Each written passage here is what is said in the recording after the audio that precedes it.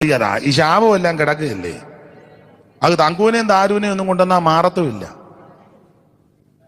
അവരിലെ ഇപ്പം മെയിനായിട്ട് ശാപമല്ല.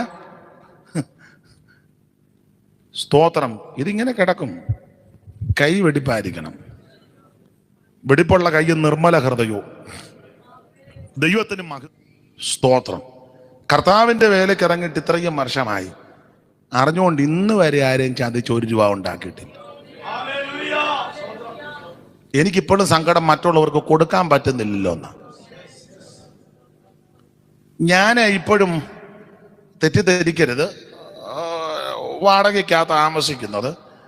കഴിഞ്ഞ ദിവസം എന്നോട് ഒരാൾ ചോദിച്ചു, വീട് വെച്ചില്ലയോ? ഞാൻ പറഞ്ഞു, സങ്കടമൊന്നുമില്ല. ഞാൻ ദൈവകൃപയെ വന്ന് ശുശ്രൂഷിച്ചു. അനേക ദൈവമക്കൾ എന്നെ ബഹുമാനിച്ച് ആദരിച്ചു, സ്വദേശത്തും വിദേശത്തുമുള്ളവർ. കഴിഞ്ഞ ദിവസവും വാടകയ്ക്ക് താമസത്തിൽ നിന്ന് മാറാൻ പറഞ്ഞു. അവിടെ നിന്ന് അങ്ങ് മാറി. ഒത്തിരി ചരിത്രങ്ങളുണ്ടെന്നൊന്നും ഇപ്പം പറയുന്നില്ല. അപ്പം എന്നോടൊരാൾ ചോദിച്ചു, ബുദ്ധിമുട്ടൊന്നുമില്ല? ഞാൻ പറഞ്ഞു, എനിക്കിപ്പോഴും സന്തോഷമാണ്, ഒരു ബുദ്ധിമുട്ടുമില്ല, ദൈവത്തിന് മഹത്വം. ഞാൻ പറഞ്ഞു, എടാ, എൻ്റെ കയ്യിൽ ലഭിച്ച പണം എല്ലാം കൂടെ തിട്ടപ്പെടുത്തി വെക്കുകയായിരുന്നെങ്കിൽ ഇതുപോലൊരു 5 വീട് പണിയായിരുന്നു. 1 അല്ല 5 എണ്ണം പണിയായിരുന്നു. ദൈവസേന ഈ പ്രാഗൽഭ്യത്തോടാ പറയുന്നത്. 5 എണ്ണം.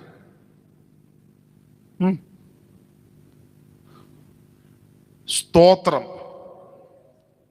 എന്റേതല്ലല്ലോ, ദാവീദ് പറഞ്ഞതാ നമ്മുടെ അടിസ്ഥാനം. മുഴുവൻ നിങ്കൽ നിന്നാ, നിന്റെ നിന്ന് വാങ്ങി അങ്ങോട്ട് തരുന്നേ ഉള്ളൂ, നമ്മുടേതല്ലല്ലോ ഒന്നും. എന്നാലേ ദൈവകൃപയിൽ ശരണപ്പെട്ട് പറയട്ടെ, ലഭിച്ച നന്മകളിലെ അത്യാവശ്യം വീട്ടുകാര്യമൊക്കെ നടത്തും. ചെറിയ രീതിയിലും വലിയ രീതിയിലുമൊക്കെ അനേകരെ സഹായിപ്പാൻ ദൈവം കൃപ നൽകി. കൈ നല്ല വെടിപ്പാ. അതുകൊണ്ടാ പ്രാഗൽഭ്യത്തോടെ പറയാൻ. ആരെയും ചതിച്ചിട്ടില്ല, അറിഞ്ഞുകൊണ്ട്. അന്ത്യം വരെ അങ്ങനെ പോകണമെന്ന ആഗ്രഹവും. എങ്ങനുണ്ട് ചെറുക്കൻ? അവൻ നല്ല ഒരു 6 അടി പൊക്കം കാണും, പിന്നെ നെഞ്ചുപിരിപ്പും ഇരട്ടച്ചൻ കാണാ നാട്ടുകാര്. മിടുക്കനാ. നിന്നാലൊന്ന്. എങ്ങനുണ്ട് അവന്റെ ചുറ്റുപാട്? അയ്യോ, ഷർട്ട് ഊരിയാ ചുറ്റും പാടാ. കാരണം അവനെ നാട്ടുകാർ തല്ലി. ചുറ്റുപാടാ, നല്ല ചുറ്റുപാടാ. അവന്റെ ചുറ്റുപാടിനെ പറ്റി ഒത്തിരി സംസാരങ്ങൾ നാട്ടിലുണ്ട്. അവനെ അത്ര ഗുണപ്പെട്ടതല്ലെന്നാ കേൾക്കുന്നത്. അത് കുഴപ്പമില്ല, അവള് ചെല്ലുമ്പോൾ അവൻ ശരിയായിക്കോളും. എങ്ങനെ ശരിയാകാനാ? ഒന്നും ശരിയാകാൻ പോകുന്നില്ല. അതിൻ്റെതല്ലേ മുഴുവൻ കടന്ന പ്രശ്നമല്ലേ അല്ലേ? മാനസാന്തരപ്പെട്ടതല്ലല്ലോ മിക്കതും. അല്ല, മാനസാന്തരപ്പെട്ടവന് ക്ഷമിക്കാൻ മനസ്സ് വരും. മിക്കത് യേശുവിനെ രക്ഷിതാവായി സ്വീകരിച്ചവരല്ല. മനുഷ്യർ ചിലപ്പോൾ അന്യോന്യം തള്ളിയിടാനൊക്കെ ശ്രമിക്കും, തെള്ളിയിടും. ചിലപ്പം വീണെന്നും വരാം. അവർ തന്നെ തെള്ളിയിട്ടേച്ച് അവർ തന്നെ അതിന്റെ ഫോട്ടോ എടുത്ത് ഫേസ്ബുക്കിലല്ല കൊടുക്കും. അയ്യോ, ജോർജ് കുട്ടി വീണു, ഇവൻ തെള്ളിയിട്ടതാ.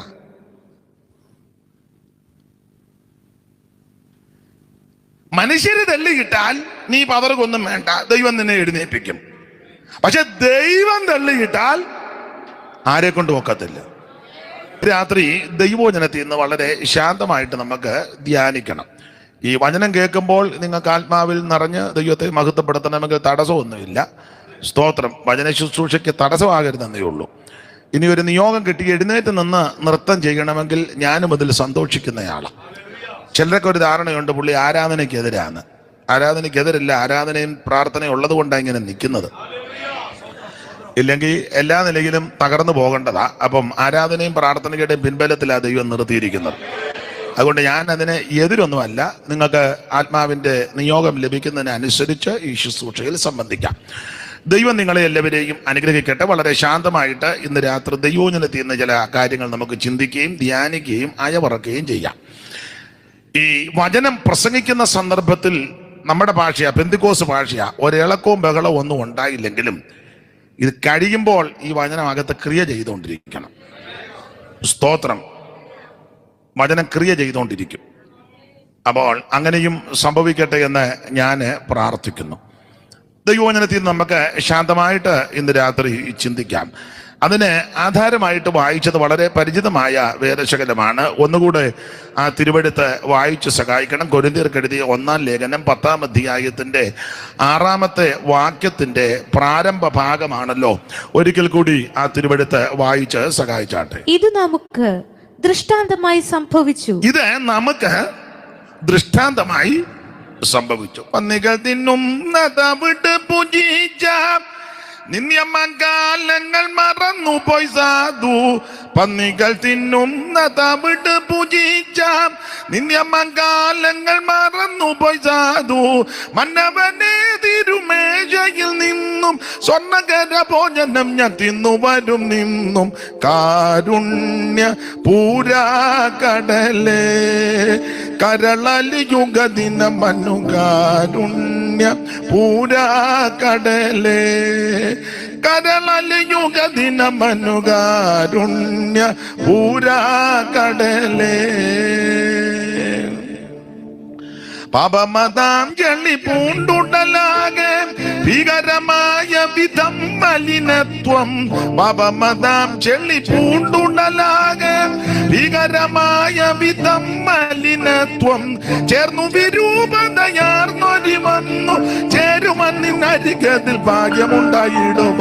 കാരുണ്യ പൂരാകടലേ കരളലി യുഗദിന മനു. കാരുണ്യ പൂരാകടലേ കരളലി യുഗദിന മനു. കാരുണ്യ പൂരാകടലേ നിൻ വലം കൈ നിവർത്തന്നെ തലോടി നിൻ മുഖത്താൽ എന്നെ ചുംബനവും ചെയ്തു. നിൻ വലം കൈ നിവർത്തന്നെ തലോടി നിൻ മുഖത്താൽ എന്നെ ചുംബനവും ചെയ്തു. നിന്നുടെ എനിക്കതിമോതിരം ചെരുപ്പും അന്നും ഇന്നും ഒന്നുപോലെ തന്നു പോറ്റുന്നെന്നെ. കാരുണ്യ പൂരാകടലേ കരളലി യുഗദിന മനു. കാരുണ്യ പൂരാകടലേ കരളലി യുഗദിന മനു. കാരുണ്യ ആർക്കുപദീപം മനോഹരമാം നിൻ സ്വർഗ യെരൂശലേം മാളിക മുറിയിൽ.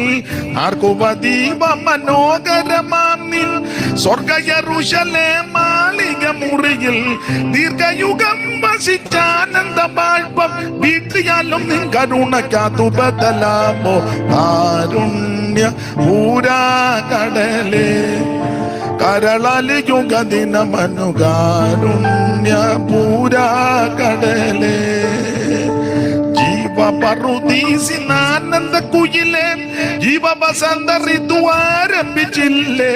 ജീവപറുദീസിനാനന്ദ കുയിലേ ജീവവസന്ത ഋതു ആരംഭിച്ചില്ലേ. ജീവവൃക്ഷ കൊമ്പിൻ മീതിലിരുന്നു ജീവമൊഴി മധുരമായി പാടുക നിദിനവും. കാരുണ്യ പൂരാകടലേ കരളലി യുഗദിന മനു. കാരുണ്യ പൂരാകടലേ കരളലി യുഗദിന മനു. കാരുണ്യ പൂരാകടലേ. ഒരിക്കൽ കൂടി കരമുയർത്തി ദൈവത്തെ മഹത്വപ്പെടുത്താം. എൻ്റെ കൂടെ 1-2 സഹോദരന്മാർ സഹായത്തിനുണ്ട്. ഇന്ന് അവർ വന്നില്ല. അപ്പം അതിൻ്റെതായ ചില പ്രയാസങ്ങളുണ്ടെങ്കിലും മോനെയും ദൈവം അനുഗ്രഹിക്കട്ടെ. നമുക്ക് ദൈവവചനത്തിൽ നിന്ന് ശാന്തമായിട്ട് ഈ രാത്രി ചിന്തിക്കാം.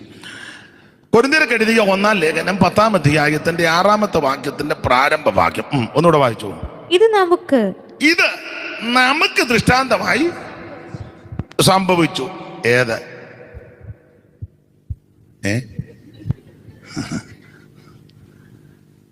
ഇത് നമുക്ക് ദൃഷ്ടാന്തമായി സംഭവിച്ചു. പുതിയ നിയമത്തിലെ ലേഖനങ്ങളിൽ വളരെ ഈടുറ്റ ലേഖനമാണ് കൊരിന്ത്യർക്ക് എഴുതിയ 1-2 ലേഖനം. നമുക്കറിയാം പൗലോസിന്റെ 14 ലേഖനങ്ങളിൽ 3 ലേഖനങ്ങൾ തർജ്ജന ലേഖനങ്ങളാണ്. ഇതൊക്കെ നിങ്ങൾക്കറിയാം. ഗലാത്യ ലേഖനം, കൊരിന്ത്യ ലേഖനം, എബ്രായ ലേഖനം.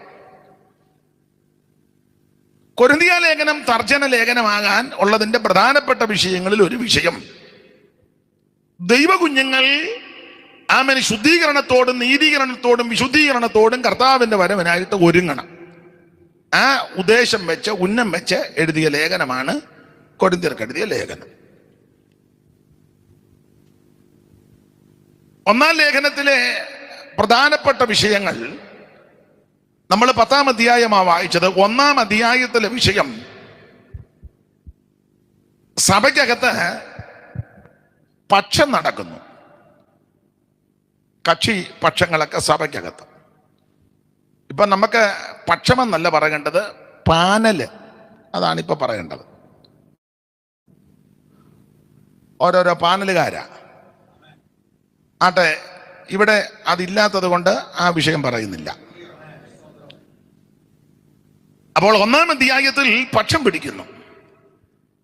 2-ാം അധ്യായത്തിലേക്ക് വരുമ്പോൾ ഇവരുടെ ആഴമെല്ലാം നന്നായിട്ടൊന്ന് മനസ്സിലാക്കുക.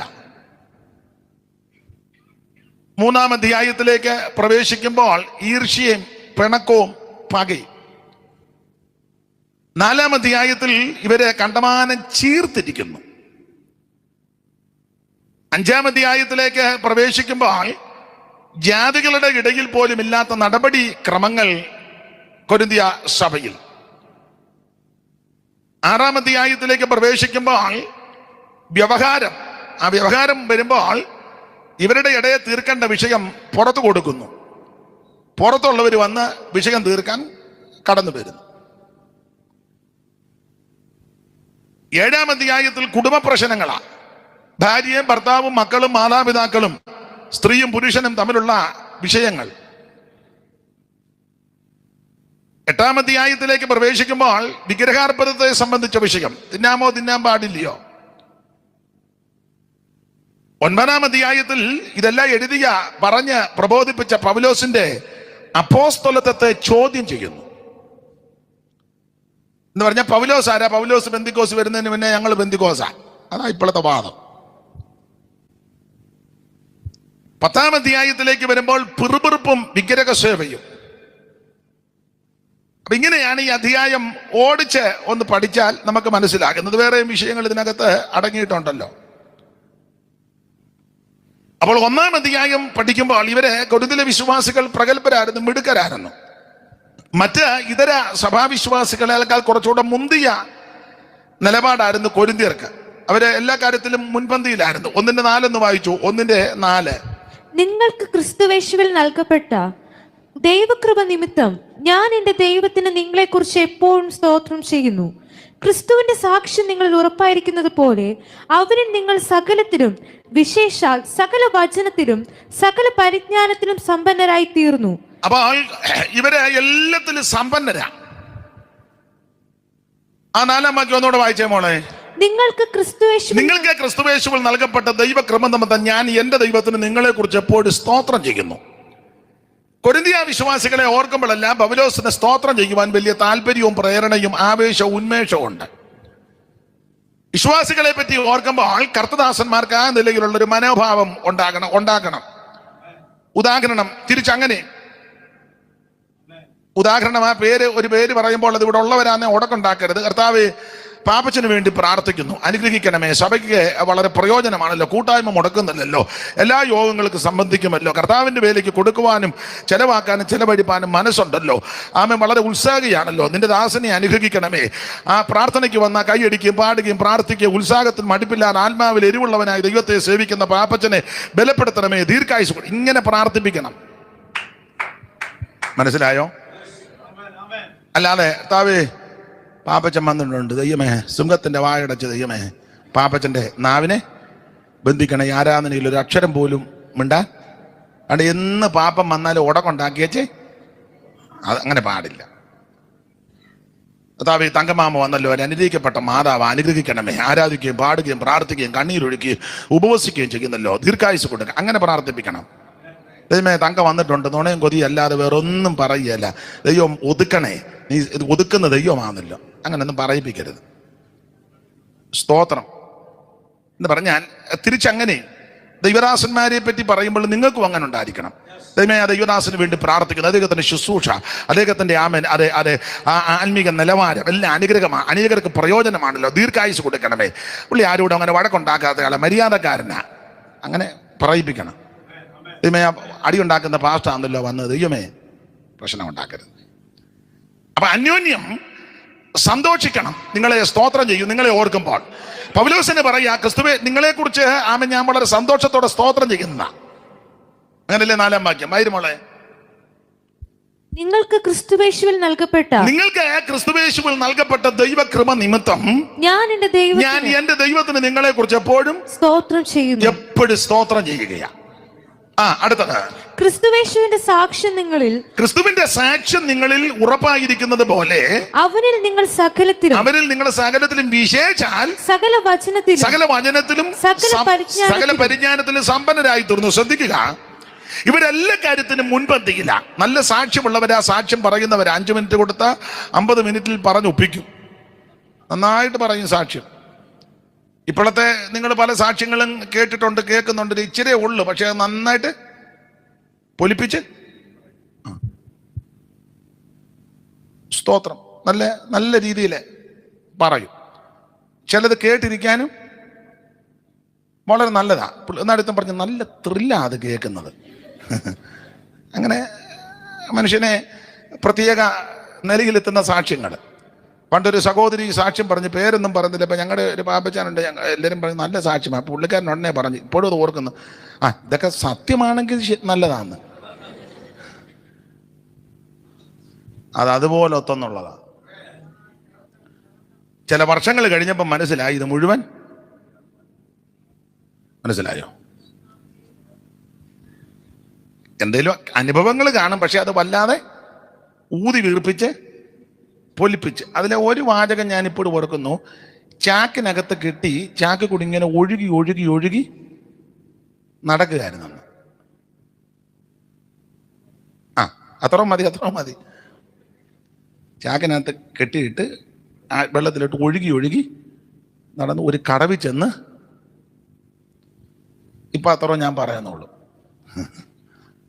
കാണും എന്തെങ്കിലും അതിൻ്റെ പരമാർത്ഥമൊക്കെ കാണും, പക്ഷെ അത് കണ്ടമാനം അങ്ങ് ആട്ടെ. അങ്ങനെ സാക്ഷി പറയുന്ന ആൾക്കാരുണ്ട്. പണ്ട് KP യോഹന്നാൻ യോഗം നടത്തിയപ്പോൾ, ഇപ്പോഴല്ല, ഇപ്പം പരുവക്കേടിൻ്റെ ഇതല്ല, പണ്ട് ആലപ്പുഴ വെച്ച് വർഷങ്ങൾക്ക് മുമ്പാ യോഗം നടത്തിയപ്പം ഒരാൾക്ക് സൗഖ്യം കിട്ടി. ഒരു ചെറിയ മുഴ ഇവിടെ എങ്ങാണ്ടായിരുന്നു. അത് പ്രാർത്ഥിച്ചപ്പോൾ അങ്ങ് മാറി. അദ്ദേഹത്തിൻ്റെ കീഴിൽ പ്രവർത്തിക്കുന്ന സുവിശേഷ പ്രവർത്തകര് ലഘുലേഖയും പുസ്തകമൊക്കെ ഇങ്ങനെ വിറ്റ് നടന്ന് അപ്പം ഈ വീട്ടിൽ ചെന്നു എതിർച്ചയാണ്. അപ്പം അദ്ദേഹം പറഞ്ഞു, നിങ്ങളുടെ സാറ് പ്രാർത്ഥിച്ച് എൻ്റെ ഇവിടെ ഒരു ചെറിയ മുഴ ഉണ്ടായിരുന്നു, മാറി. അപ്പം ചെന്ന സഹോദരന്മാർ പറഞ്ഞു, അയ്യോ എന്നാൽ ഇത് സാക്ഷ്യം പറയണം, പത്തനംതിട്ട യോഗം ഉണ്ടെന്ന്. അപ്പോൾ പിന്നീട് അവിടെ വന്ന് സാക്ഷ്യം പറഞ്ഞു. ഞാൻ അധികം വിവരിക്കുന്നില്ല. ഞാൻ അറിഞ്ഞത്,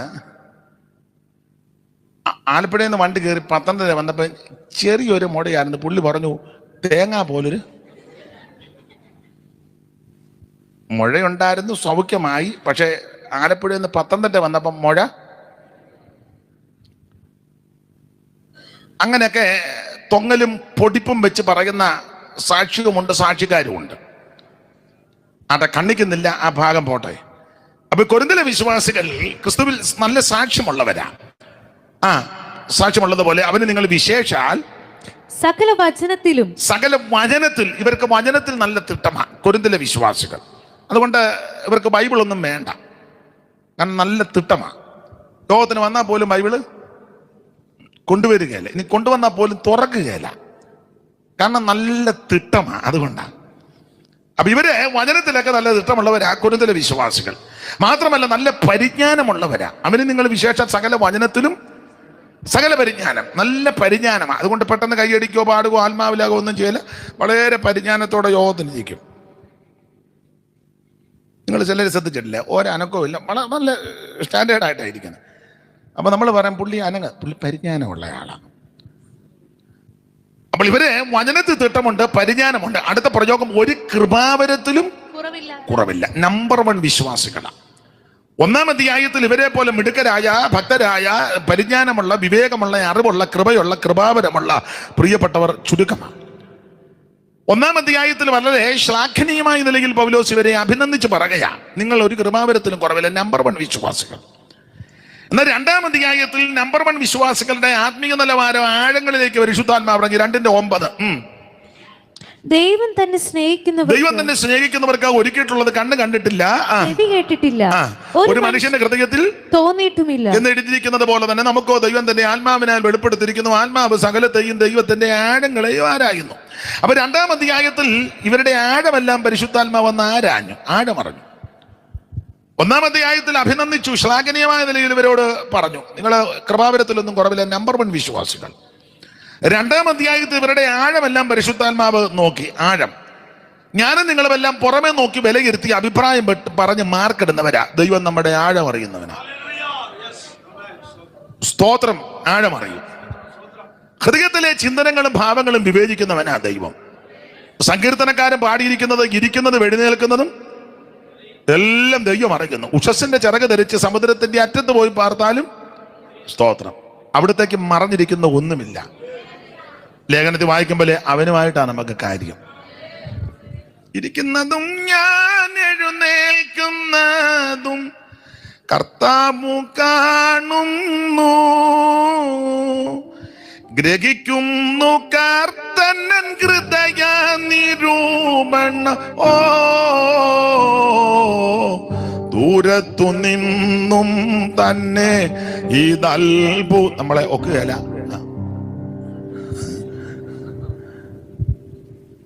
ഇരിക്കുന്നതും ഞാൻ എഴുന്നേൽക്കുന്നതും കർത്താവു കാണുന്നു, ഗ്രഹിക്കുന്നു കർത്തനൻ ഹൃദയ നിരൂപണ. ഓ ദൂരത്തു നിന്നും തന്നെ ഇതത്ഭുതം, ദൂരത്തു നിന്നും തന്നെ ഇതത്ഭുതം, ഈ പരിജ്ഞാനം, ഈ പരിജ്ഞാനം ആശ്ചര്യദായകമേ, അറിയുന്നു ശോധന ചെയ്തന്റെ നാഥ. നാം ഇരിക്കുന്നതും എഴുന്നേൽക്കുന്നതെല്ലാം അറിയുന്നു. നമ്മുടെ ചിന്തകൾ, ഇച്ഛകൾ, വികാരങ്ങൾ, നിരൂപണങ്ങളെല്ലാം അവിടുന്ന് മറഞ്ഞിരിക്കുന്ന ഒന്നുമില്ല. അപ്പോൾ 1-ാം അധ്യായത്തിൽ ശ്ലാഘനീയമായ നിലയിൽ വളരെ അഭിനന്ദനീയമായിട്ട് ഇവരെ പറഞ്ഞിട്ട് 2-ാം അധ്യായത്തിൽ ആത്മാവ് ഇവരുടെ ആഴമറിഞ്ഞു. ആത്മാവ് സകലത്തെയും ദൈവത്തിന്റെ ആഴങ്ങൾ അറിയും. ദൈവത്തിന്റെ ആഴമുള്ള പോലെ സാത്താൻ ആഴമുണ്ട്. അതാ വെളിപ്പാട് പുസ്തകത്തിൽ സാത്താന്റെ ആഴം അറിഞ്ഞിട്ടില്ലാത്ത ചിലര്. 2-ാം അധ്യായത്തിൽ ആഴമല്ല അറിഞ്ഞു. ആഴമറിഞ്ഞ ആത്മാവ് 3-ാം അധ്യായത്തിൽ പറഞ്ഞത് എന്താ? 3:1 വായിച്ച മോളെ. എന്നാൽ സഹോദരന്മാരെ നിങ്ങളോട് എനിക്ക് ആത്മീകന്മാരുടെന്നത് പോലെ, അല്ലെ ജഡീകന്മാരുടെന്നത് പോലെ, ക്രിസ്തുവിൽ ശിശുക്കളായവരുടെന്ന പോലെ എത്രയും സംസാരിപ്പാൻ കഴിഞ്ഞു. അപ്പൊ 1-ാം അധ്യായത്തിൽ ശ്ലാഘനീയമായ നിലയിൽ പറഞ്ഞു, 2-ാം അധ്യായത്തിൽ ആഴ പറഞ്ഞു, 3-ാം അധ്യായത്തിൽ ആഴ പറഞ്ഞ് ഇവരോടെ പറ്റി പറയുക, നിങ്ങളോട് ആത്മീകരോട് സംസാരിക്കുന്നത് പോലെ സംസാരിക്കാൻ പറ്റുന്നില്ലെന്ന്. നിങ്ങൾ പെന്തിക്കോസുകാരൊക്കെ ആ മറുഭാഷ പറയുന്നുണ്ട്, ചാടുന്നുണ്ട്, ബഹളമുണ്ട്, തമ്പേർ അടിക്കുന്നുണ്ട്, നൃത്തം ചെയ്യുന്നുണ്ട്, പാട്ട് പാടുന്നുണ്ട്, അഭിഷേകമുണ്ട്, നിങ്ങൾ പവർ മീറ്റിംഗ് വെക്കുന്നുണ്ട്, പവർ കോൺഫറൻസ് വെക്കുന്നുണ്ട്, ഫയർ മീറ്റിംഗ് ഉണ്ട്, 40 ഉണ്ട്, 21 ഉണ്ട്, 3 ഇരിക്കുന്നു, 7 ഇരിക്കുന്നു. ഇതൊക്കെ നല്ലത്, അഭിനന്ദിക്കുന്നു, വളരെ നല്ല കാര്യം.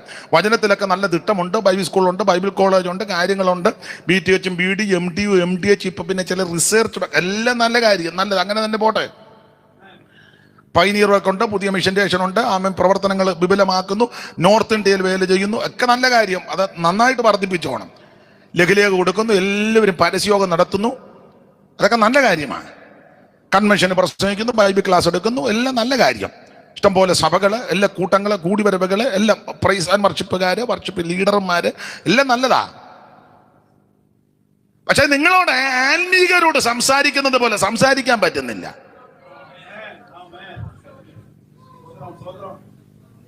നിങ്ങൾ 3 ദിവസം ഒരു നേരം കഴിച്ചുകൊണ്ടിരിക്കുന്നു, ഫുള്ളായിട്ടിരിക്കുന്നു, വെള്ളം പോലും, കഠിന ഉപവാസം എന്നൊക്കെയാ ചെല്ലി പറയുന്നത്, നല്ല കാര്യം. 21 ഇരിക്കുന്നു, അതൊക്കെ നല്ല കാര്യം, മുടക്കുമൊന്നും ചെയ്യരുത്. നിങ്ങൾ ആത്മാവിൽ നിറയുന്നു, തുള്ളി തുള്ളി ബൈബിളിന്റെ പുറത്ത് വരെ കയറി തുള്ളുന്നു, നിങ്ങളുടെ കാര്യമല്ല, പലയിടത്തും നടക്കുന്ന കാര്യമാണ്.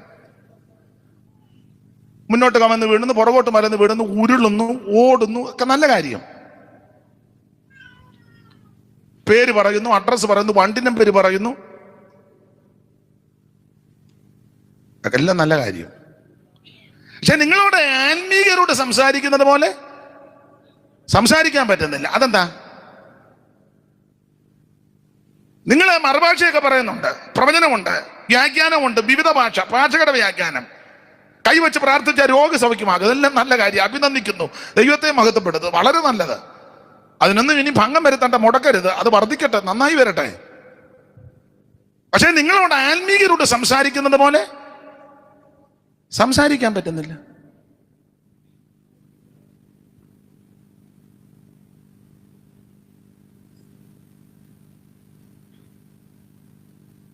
എല്ലാരും എടുക്കപ്പെട്ടോ? അതൊരു അനുഭവം ഇല്ലാതിരിക്കുന്നത്. ദൈവത്തിന് മഹത്വം. എന്നാൽ സഹോദരന്മാരെ, നിങ്ങളോട് ആത്മീകന്മാരിടുന്നത് പോലെ അല്ല, ജഡീകന്മാരിടുന്നത് പോലെ, ക്രിസ്തുവിൽ ശിശുക്കനായവരിടുന്ന പോലെ എത്രയും സംസാരിപ്പ. അതിന് കാരണം 3:3 വായിച്ചേ മോളെ. നിങ്ങളുടെ ഇടയിൽ ഈർഷ്യയും പിണക്കവും ഇരിക്കെ. നിങ്ങളുടെ ഇടയിൽ ഈർഷ്യയും പിണക്കവും ഇരിക്കുന്നു. ഉണ്ടോ? 1-ാം അധ്യായത്തിൽ എന്തോ ഉണ്ടെന്നാ, ഒരു കൃപാവരത്തിലും കുറവില്ല, മുഴുവൻ കൃപാവരവും ഉണ്ട്. അവരുടെ ഇടയിൽ ഇപ്പൊ 3:3 എന്തുവാ? ഈർഷ്യ പിണക്കവും. അപ്പൊ ഇത് രണ്ടും കൂടെ ബാലൻസിലാണ് കൊണ്ടുപോകുന്നത്. ഒരുത്തൻ പറഞ്ഞു 50-50 ആണ്. നമ്മൾ സാധാരണ ഇവിടെ നാട്ടിലൊക്കെ കേൾക്കുന്ന 20-20 അവനത് പിടികിട്ടി. പേപ്പറിലൊക്കെ കാണുകയല്ലേ, എന്താ കളി ഇല്ല, 20-20. ഇത് 50-50. അങ്ങനെ ഒരു ബിസ്ക്കറ്റ് ഉണ്ട്, ഞാൻ വല്യമ്മച്ചിക്ക് നാളെ മേടിച്ചു കൊടുത്തതാ. 50-50. ചെറുതിന് ചെറിയ നേരിയ ഉപ്പും. പകുതി ആത്മീയവും പകുതി ജഡീകവും. നിങ്ങളുടെ ഇടയിൽ ഈർഷ്യയും പിണക്കവും ഇരിക്കെ നിങ്ങൾ ശേഷം മനുഷ്യരെ പോലെ. അത് പാടില്ല. അതാണ് 3-ാം അധ്യായത്തിൽ വിവരിക്കുന്നില്ല. 4-ാം അധ്യായത്തിൽ കണ്ടമാനം അങ്ങ് ചീർത്തിരിക്കുക. ചീർപ്പ്. ഏതാണ്ടൊക്കെ അറിയാം, ഏതാണ്ടെല്ലാം പ്രാപിച്ചു, ഏതാണ്ടൊക്കെ ആയി, അങ്ങ് ചീർക്കുക. ആത്മീയത്തിന് ഇങ്ങനെ ചീർപ്പുണ്ട്. ഞങ്ങളാണ് പഴയ പെന്തിക്കോസുകാരും, ഞങ്ങളാണ് ഇതിന്റെ തലതൊട്ടപ്പന്മാരും, ഞങ്ങളുടെ ഇടയിൽ നിന്നാണ് ഇതെല്ലാം പോയിരിക്കുന്നത്. ഞങ്ങൾ ഈ സഭയുടെ സ്റ്റാർട്ടിങ് മുതലുണ്ട്, ഞങ്ങൾക്ക് വചനത്തിൽ നല്ല തിട്ടമുണ്ട്, ഞങ്ങൾക്ക് എല്ലാം അറിയാം. പെന്തിക്കോസിൽ തന്നെ ഞങ്ങളാണ് നമ്പർ 1. ഞങ്ങളുടെ ഇടയിലാണ് കൺവെൻഷൻ പ്രസംഗകരെല്ലാം ധാരാളം, ഞങ്ങളുടെ സഭയിലുള്ളവരാണ് കൂടുതൽ. ചീർക്കുക, കണ്ടമാനം ചീർക്കുക. ഒരു ശുശ്രൂഷയ്ക്ക് നിർത്തിയ ഞങ്ങളുടെ സഭയിലുള്ളവരാണ് എല്ലാ ശുശ്രൂഷ ചെയ്യാൻ മിടുക്കന്മാര്. ഞങ്ങൾ ധാരാളം സഭയുണ്ട്, അംഗബലമുണ്ട്, സ്ഥാപന ജംഗമ വസ്തുക്കൾ ഞങ്ങൾക്കുണ്ട്, മിടുക്കന്മാരും പ്രഗത്ഭന്മാരും ഉണ്ട്. വിദേശ രാജ്യങ്ങളിൽ ഞങ്ങളുടെ ആൾക്കാരാണ് കൂടുതൽ. ഞങ്ങൾക്ക് വചനത്തിൽ നല്ല തിട്ടമുണ്ട്. കണ്ടമാനം അങ്ങ് ചീർക്കുക. ഞങ്ങൾക്കെല്ലാം അറിയാം, ഞങ്ങളെ പോലെ അറിവുള്ളവര്. ഈ വേണ്ട പുസ്തകം ധ്യാനിച്ചാൽ പഠിച്ചാൽ എൻ്റെ ചെറിയ അനുഭവത്തിൽ നിന്നും കൂടെ പറയാം. ഇത് പഠിക്കും തോറും അറിയും തോറും ഒരു കാര്യം ബോധ്യപ്പെടും, നമുക്കൊന്നും അറിയത്തില്ലെന്ന്. അങ്ങനെ ഇതിൻ്റെ ഒരു വിശേഷത. ഇത് പഠിക്കും തോറും ധ്യാനിക്കും തോറും കേൾക്കും തോറും എൻ്റെ അനുഭവമാണ് ഞാൻ പറയാനേ. ഒരു കാര്യം നമുക്ക് മനസ്സിലാകും, ദൈവമേ എനിക്കൊന്നും അറിയത്തില്ലല്ലോ. എൻ്റെ എളിയ അനുഭവമായി പറയാൻ. 2, കർത്താവിനോട് സ്നേഹം കൂടും. ഞാൻ ഇതിനൊന്നും യോഗ്യനല്ലായിരുന്നു. യാതൊരു അറിവോ ഗുണഗണങ്ങളോ വിശേഷതകളോ ഒന്നുമില്ലാത്ത എന്നെ ഈ 2 വാക്യമാന്തലും പറയാനും 2 പാട്ട് പാടാനും ഈ സദസ്സിൽ ഈ സ്റ്റേജിൽ നിൽക്കുവാനും ഈ പുസ്തകമെടുത്ത് കൊത്തയാന്നേലും 10 കാര്യം പറയുവാൻ എന്നെ യോഗ്യനാക്കി തീർത്തല്ലോ എന്നോർത്ത് കർത്താവിനോട് നന്ദി കൂടുക. സ്തോത്രം. മുടിയംപുത്രൻ കടന്നു വന്ന് അപ്പനെ നോക്കി പാടിയെന്ന, ഭക്ഷണം തിരുന്നപ്പോൾ പാടിയെന്ന TKS എഴുതിയേക്കുന്നത്, TK ശൗമേൽ. അപ്പൻ്റെ വീട്ടിൽ വന്നപ്പോൾ തീന്മേശ മുഴുവൻ വിഭവസമൃദ്ധമായ ഭക്ഷണം. പന്നി തിന്നുന്ന വാളവരെ തിന്നാൻ ആഗ്രഹിച്ചെങ്കിലും പന്നി ഇവന് കൊടുത്തില്ല. പന്നിക്ക് പോലും ഇവനോട് താല്പര്യമില്ലായിരുന്നു. പക്ഷെ അപ്പൻ ഇവനെ ഓടി വന്ന് കെട്ടിപ്പിടിച്ച് ചുംബിച്ച് കാലിന് ചെരുപ്പൊക്കെ ഇടിയിച്ച് അങ്കിയൊക്കെ ധരിപ്പിച്ച് മോതിരമൊക്കെ ഇടിയിപ്പിച്ച്, ബാല്യക്കാരോട് പറഞ്ഞല്ലോ ആ മൃഗത്തെ പിടിച്ച് അറക്കാൻ, അതെല്ലാം തീന്മേശയെ കൊണ്ട് വെച്ചു. ഇവൻ ആ മേശയിൽ നിന്ന് നോക്കി, അപ്പൻ്റെ മുഖത്തോട്ടൊന്ന് നോക്കി, പിന്നെ ഈ മേശ നോക്കി. ഇത് നോക്കാൻ കാര്യം വാളവരെ ഓർത്തായി നോക്കുന്നത്. വാളവരെ തിന്നാൻ കൈയിടാൻ ചെന്നപ്പോൾ കുട്ടൻ പന്നി മുക്കറായിട്ട് അവനെ ഉന്തി. അവസാനം പന്നിക്ക് പോലും ഇവനോട് താല്പര്യമില്ലായിരുന്നു. അന്നേരം ഇവന് ഇവിടെ വന്നപ്പോൾ ഇതെല്ലാം നല്ല മട്ടൻ ചാപ്സ്, ചില്ലി ചിക്കന്, തന്തൂരി, പിന്നെന്തുവാടാ ഏതാ ബ്രോസ്റ്റൻ ചിക്കനോ, ആയിക്കോട്ടെ നീ ഇങ്ങോട്ട് നോക്ക്. ഇതെല്ലാം കൊണ്ട് തീന്മേശയെ വെച്ചിരിക്കുക. അന്നേരം ഇവൻ അപ്പൻ്റെ മുഖത്തോണ്ട് നോക്കിയപ്പോൾ അപ്പൻ കരുണയുള്ള അപ്പനാ, കഴിച്ചോളാൻ പറഞ്ഞു. അപ്പൊ ഇത് കണ്ടോണ്ട് TK ശൗമേൽ എഴുതിയൊരു വരിയുണ്ട്, നിങ്ങൾക്ക് അറിയാവുന്നൊരു പാടിക്കൂ. ഇവൻ അപ്പനെ നോക്കി പാടുക. ഇന്നു ഞാൻ നിന്നോടൊത്തു പന്തിയിൽ മോദമായി മോദമായി, ഇന്നു ഞാൻ നിന്നോടൊത്തു പന്തിയിൽ മോദമായി മോദമായി,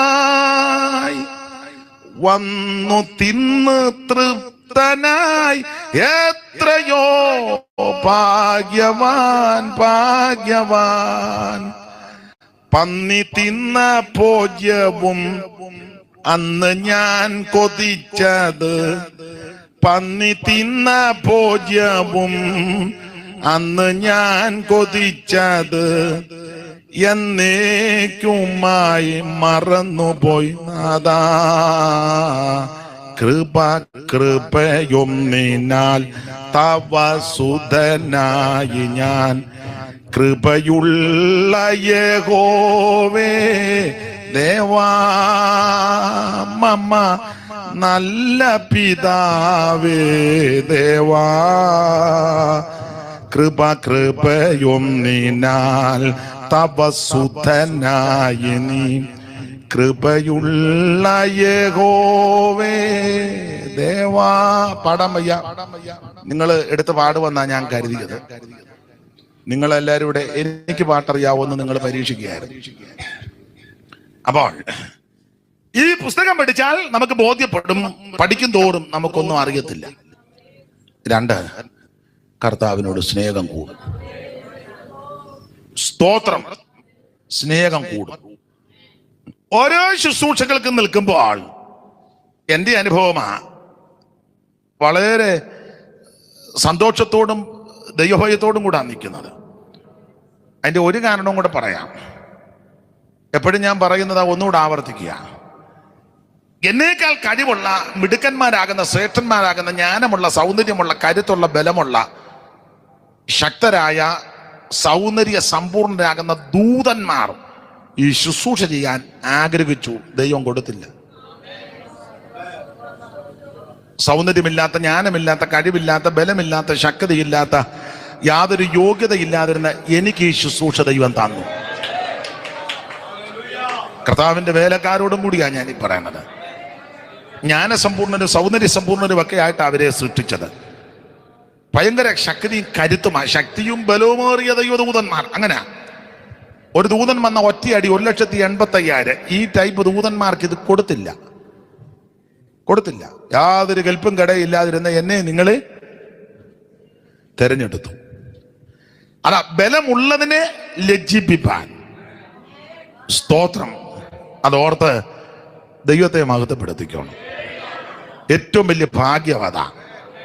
ഓരോ സമയവും ശുശ്രൂഷയ്ക്ക് നിൽക്കുമ്പോൾ ഈ ചിന്തയോടെ ശുശ്രൂഷിച്ചോണം. ദൈവത്തിന് മഹത്വം. ആ ഭാഗം അങ്ങനെ അങ്ങ് വിടുക. 4-ാം അധ്യായത്തിൽ ഇവർ കണ്ടമാനം അങ്ങ് ചീർക്കുന്നു. ഏതാണ്ടൊക്കെ ആയി, ഏതാണ്ടൊക്കെ ലഭിച്ചു. ഞങ്ങൾക്ക് സ്വത്തുണ്ട്, ആൾബലമുണ്ട്, രാഷ്ട്രീയ സ്വാധീനമുണ്ട്, ഞാനൊന്ന് ഫോൺ ചെയ്താൽ മതി, പാസ്റ്ററെ ഇപ്പം തന്നെ മാറ്റും. ഇങ്ങനെയൊക്കെ ചിന്തകൾ ഉള്ളവരുണ്ട്. ഞാനൊന്ന് വിരൽ ഞൊടിച്ചാൽ മതി. പല്ലിയുടെയും ചിന്ത അങ്ങനെ. ഞാനുള്ളത് കൊണ്ടാ ടെറസ് ഇങ്ങനെ അല്ലേ. പണ്ട് നമ്പിയാര് ഒരു പ്രയോഗം പറഞ്ഞായിരുന്നു കവിതയ്ക്കകത്ത്. പക്ഷീന്ദ്രനുണ്ട് ഗരുഡനെന്നോർത്തിട്ട് അക്ഷികൂട്ടം മതിക്കും കണക്കിന്. സ്കൂളിൽ പഠിച്ച പാഠമാണ്. പക്ഷീന്ദ്രനുണ്ട് ഗരുഡനെന്നോർത്തിട്ട് അക്ഷികൂട്ടം മതിക്കും. പക്ഷികളുടെ രാജാവാ ഗരുഡൻ. പക്ഷീന്ദ്രൻ ഗരുഡൻ രാജാവ്. പക്ഷീന്ദ്രനുണ്ട് ഗരുഡനെന്നോർത്തിട്ട് അക്ഷികൂട്ടം മതിക്കും. അപ്പം ഈ ഈച്ചയെല്ലാം കൂടെ പറയാം ഞങ്ങളുടെ കുടുംബത്തിൽപ്പെട്ടതാ ഗരുഡനെന്ന്. കാരണം ഈച്ചയ്ക്ക് രണ്ട് ചിറക്. മനസ്സിലായോ? ഇപ്പോഴത്തെ ആത്മീകരുടെ ചിന്ത ഇതൊക്കെ തന്നെ. ഏതാണ്ടെല്ലാം ആയി, ഏതാണ്ടെല്ലാം കിട്ടി. നമ്മളെ കൊണ്ട് ഒരു കഴിവുമില്ല. നമ്മുടെ കഴിവില്ലെന്ന് കോവിഡിന്റെ സമയത്ത് തെളിഞ്ഞതല്ലേ? നന്നായിട്ട് തെളിഞ്ഞല്ലോ. നിന്നെ കൊണ്ടൊരു ചുക്കിനും പുണ്ണാക്കിനും കൊള്ളു കയറി തെളിഞ്ഞതല്ലേ? സ്വന്തം ഭാര്യ പടഞ്ഞ് ശ്വാസം കിട്ടാതെ മരിച്ചപ്പോൾ അടുത്ത് പോലും ചെല്ലാനത്തില്ല. ദൂരെ നിന്ന് തങ്കമ്മയെ കണ്ടേച്ച് പോയതല്ലാതെ ഇല്ലേ? നീ വലിയ മിടുക്കനായിരുന്നില്ല, കയറി തന്നെ വെള്ളം ഒഴിച്ചു കൊടുത്ത് വായി മൂടാഞ്ഞത്. പറ, മിടുക്കനല്ലായിരുന്നു? ഇരുന്ന പാസ്റ്റർമാരെല്ലാം നീ കിടുകിട വിറപ്പിച്ച ആളല്ലേ? എന്നിട്ട് എന്നെ തങ്ക ഇങ്ങനെ വെച്ചപ്പോൾ അടുത്തോട്ടിയല്ല. നീ നമ്മളെ കൊണ്ട് കഴിവില്ലെന്നായി പറഞ്ഞത്. സ്തോത്രം, സ്തോത്രം. റോഡ് കൊണ്ട് നടന്നപ്പോൾ വീട്ടിൽ എല്ലാം മൂടിക്കെട്ടിയല്ലേ പോയത്? പറ, നമ്മളെ കൊണ്ടൊന്നും നടക്കത്തില്ല. ദൈവത്തിന് മഹത്വം. അത് ദൈവം തെളിയിച്ചതാ. ദൈവത്തെ ഭയപ്പെട്, ദൈവത്തെ ഭയപ്പെട്. Price the Lord. ദൈവത്തെ ഭയപ്പെട്. അപ്പൊ 4-ാം അധ്യായത്തിൽ കണ്ടമാനം ഇവരങ്ങ് ചീർക്കുന്നു. 5-ാം അധ്യായത്തിൽ ജാതികളുടെ ഇടയിൽ പോലും ഇല്ലാത്ത വിഷയങ്ങളാണ് സഭയ്ക്കകത്ത് ആമേൻ കടന്നു കയറിയത്. നിങ്ങൾക്ക് ആ ഭാഗം അറിയാൻ, വിവരിക്കണ്ട. 6-ാം അധ്യായത്തിൽ വ്യവഹാരം. നിങ്ങളുടെ ഇടയിൽ വ്യവഹാരമുണ്ട്, നിങ്ങൾ തന്നെയല്ലേ തീർക്കേണ്ടത്. അത് പുറം പാർട്ടിക്ക് എന്താ നിങ്ങൾ കൊടുക്കുന്നത്? 6-ന്റെ 1 വായിച്ചേ മോളെ. അന്യായം ചെയ്യുന്നവർ ദൈവരാജ്യം അവകാശമാക്കുകയില്ല എന്നറിയുന്നില്ലയോ? നിങ്ങളെ തന്നെ വഞ്ചിക്കാതിരിപ്പിൻ. ദുർനടപ്പുകാർ, വിഗ്രഹാരാധികൾ, വ്യഭിചാരികൾ, സ്വയഭോഗികൾ, പുരുഷകാമികൾ, കള്ളന്മാർ, അത്യാഗ്രഹികൾ, മദ്യപന്മാർ, ഭാവിഷ്ടനക്കാർ, പിടിച്ചുപറിക്കാർ എന്നിവർ ദൈവരാജ്യം അവകാശമാക്കത്തില്ല. 6-ാം അധ്യായത്തിൽ വ്യവഹാരം നടക്കുന്നു. ഈ വ്യവഹാരം നടക്കുമ്പോൾ ആ വ്യവഹാരം ഉണ്ടാകുന്ന വിഷയത്തിൽ നിങ്ങളുടെ ഇടയിൽ നിങ്ങൾ തന്നെ ഇത് തീർപ്പ് കൽപ്പിക്കേണ്ടത്. ഇത് പുറത്ത് കൊടുക്കുന്നു, പോലീസ് വരുന്നു, കേസ് കൊടുക്കുന്നു, കോടതിയിൽ പോകുന്നു. അത് പാടില്ല. നിങ്ങളുടെ ഇടയിലെ വിഷയം വിശുദ്ധന്മാര് തന്നെ അത് പരിഹരിക്കണം. വണ്ടിക്കണക്കിനാ പോലീസിനെ ഉണ്ടെന്നില്ലല്ലോ. പാടില്ലെന്ന് 6-ാം അധ്യായം. ആട്ടെ, ഞാൻ ആ ഭാഗവും വിവരിക്കുന്നില്ല. 7-ാം അധ്യായത്തിൽ കുടുംബ പ്രശ്നം, അതിന് പരിഹാരം വരുത്തണം. ഭാര്യയും ഭർത്താവും മാതാപിതാക്കളും മക്കളും തമ്മിലുള്ള ഇടപാടും സമീപനവും രീതികളാണ് 7-ാം അധ്യായത്തിൽ. 8-ാം അധ്യായത്തിൽ വിഗ്രഹാർപ്പണം തിന്നാമോ തിന്നാൻ പറ്റുകയല്ലയോ? ഒരു കൂട്ടർ പറഞ്ഞ് തിന്നുന്നതുകൊണ്ട് കുഴപ്പമില്ല, വേറൊരു കൂട്ടർ പറഞ്ഞ് തിന്നാലും തിന്നില്ലേലും കുഴപ്പമില്ല. ഒരു കൂട്ടർ പറയുന്നു എന്ത് തിന്നാലും കൊള്ളാം, കുടിച്ചാലും കൊള്ളാം, ദൈവനാമം മഹത്വപ്പെടണം. അപ്പോൾ ഓരോരുത്തർ പറയുന്നു സ്തോത്രത്തോടു കൂടി ഭക്ഷിക്കുന്നെങ്കിൽ ഒന്നും മർജിക്കണ്ട. സ്തോത്രത്തോടു കൂടി ഭക്ഷിക്കുന്നെങ്കിൽ ഒന്നും മർജിക്കണ്ട, എന്ത് കിട്ടിയാലും കഴിക്കാം. ഇതാണ് 8-ലെ വിഷയം. 9-ാം അധ്യായത്തിൽ പൗലോസിന്റെ അപ്പോസ്തലത്വത്തെ ഇവർ ചോദ്യം ചെയ്യുകയാണ്. പൗലോസ് ആരാ ഇതൊക്കെ ഞങ്ങളോട് പറയാൻ? പൗലോസ് എന്നാ യേശുവിനെ കണ്ടേ? പൗലോസിന് ആരാ കൈവപ്പ് കൊടുത്തേ? പൗലോസിന് ആരാ ഓർഡിനേഷൻ കൊടുത്തേ? പൗലോസ് ഏത് ബൈബിൾ സ്കൂളിലാ പഠിച്ചേ? പൗലോസ് IPCയിലെ അംഗമാണോ? IPC ആയതുകൊണ്ടായി പറയണ്ടേ. അപ്പോസ്തലത്വത്തെ ചോദ്യം ചെയ്യുന്നു. അത് 10-ാം അധ്യായത്തിലേക്ക് വരുമ്പോൾ വിഗ്രഹാർപ്പിതവും പിറുപിറുപ്പും, അത് ആ 10-ലെ പ്രധാനപ്പെട്ട വിഷയം. അങ്ങനെ പോയാൽ ഞാൻ ഓരോ അധ്യായത്തിൽ നിന്നും പറയേണ്ടി വരും. നമ്മൾ എടുത്ത വാക്യത്തോട് കൂറ് പുലർത്തണം. 10-ാം അധ്യായത്തിന്റെ 6-ാം വാക്യം ഒന്നുകൂടെ വായിച്ചേ മോളെ. ഇത് നമുക്ക് ദൃഷ്ടാന്തമായി സംഭവിച്ചു. അപ്പൊ ശ്രദ്ധിക്കുക, 10-ാം അധ്യായത്തിന്റെ 6 പറയുക, ഇത് നമുക്ക് ദൃഷ്ടാന്തമായി സംഭവിച്ചു. ഏത്? മറുപടി, ഇവരെ മരുഭൂമിയിൽ തെള്ളിയിട്ടു. ഇസ്രായേൽ മക്കളിൽ സിംഹഭാഗം ആൾക്കാരെ മരുഭൂമിയിൽ തള്ളിയിട്ടു. ആ തള്ളിയിട്ട വിഷയം പറയുകയാ, നമുക്കിത് ദൃഷ്ടാന്തമായി സംഭവിച്ചു. നിങ്ങൾക്കറിയാം, വേറെ പുസ്തകം പഠിക്കുന്ന ഭാഗം പഠിക്കുന്നവർക്കറിയാം, 10-ാം അധ്യായത്തിലെ പ്രധാനപ്പെട്ട വിഷയം. 10-ാം അധ്യായത്തിന്റെ 1 മുതൽ താഴോട്ട് പഠിക്കുമ്പോൾ ഇവരെ അല്ലെങ്കിൽ അവരാരാന്ന് ചോദിച്ചാൽ മരുഭൂമിയിൽ പ്രയാണം ചെയ്ത ഇസ്രായേൽ ജനത്തിന്റെ ചരിത്രമാണ് ആ അധ്യായത്തിന്റെ പ്രാരംഭ ഭാഗത്ത് വിവരിച്ചിരിക്കുന്നത്. 10-ാം അധ്യായത്തിൽ വായിക്കുന്ന സഹോദരന്മാരെ, നമ്മുടെ പിതാക്കന്മാരെല്ലാം മേഘത്തിലായിരുന്നു. മേഘത്തിന് സമുദ്രത്തിന് ആനമേറ്റ് മോശയോട് ചേർന്നു. എല്ലാവരും ഒരേ ആത്മീയ ആഹാരം തിന്നു, എല്ലാവരും ഒരേ ആത്മീയ പാനീയം കുടിച്ചു. അവരെ അനുഗമിച്ച് ഈ ആത്മീയ പാറയുന്നല്ലോ അവർ കുടിച്ചത്, ആ പാറ ക്രിസ്തുവാകുന്നു. 5-ാം വാക്യം, എങ്കിലും ഒരു മിക്ക പേരിലും ദൈവം പ്രസാദിച്ചില്ല. അവരെ മരുഭൂമിയിൽ തള്ളിയിട്ട് കളഞ്ഞ കാര്യം നിങ്ങൾ അറിയാതെ ഇരിക്കരുത്. എന്നിട്ട് 6-ാം വാക്യം പറയുക, ഇത് നമുക്ക് ദൃഷ്ടാന്തമായി സംഭവിച്ചു. അപ്പോൾ 10-ാം അധ്യായത്തിന്റെ 1 മുതൽ താഴോട്ടുള്ള വേദഭാഗം പഠിക്കുമ്പോൾ മരുഭൂമിയിൽ പ്രയാണം ചെയ്ത ഇസ്രായേലിന്റെ ചരിത്രമാണ് ഇവിടെ പറയുന്നത്. അവരെ പറ്റി പറയുക, മരുഭൂമിയിൽ ഇവരെ തള്ളിയിട്ടു. ഈ കാര്യം നമുക്ക് ദൃഷ്ടാന്തമായി സംഭവിച്ചിരിക്കുന്നു. എന്നിട്ട് 11-ാമത്തെ വാക്യത്തിന്റെ ഒടുവിൽ പറഞ്ഞത്, ലോകാവസാനം വന്നെത്തിയിരിക്കുന്ന നമുക്ക് ബുദ്ധിയുപദേശത്തിനും കൂടാണ്.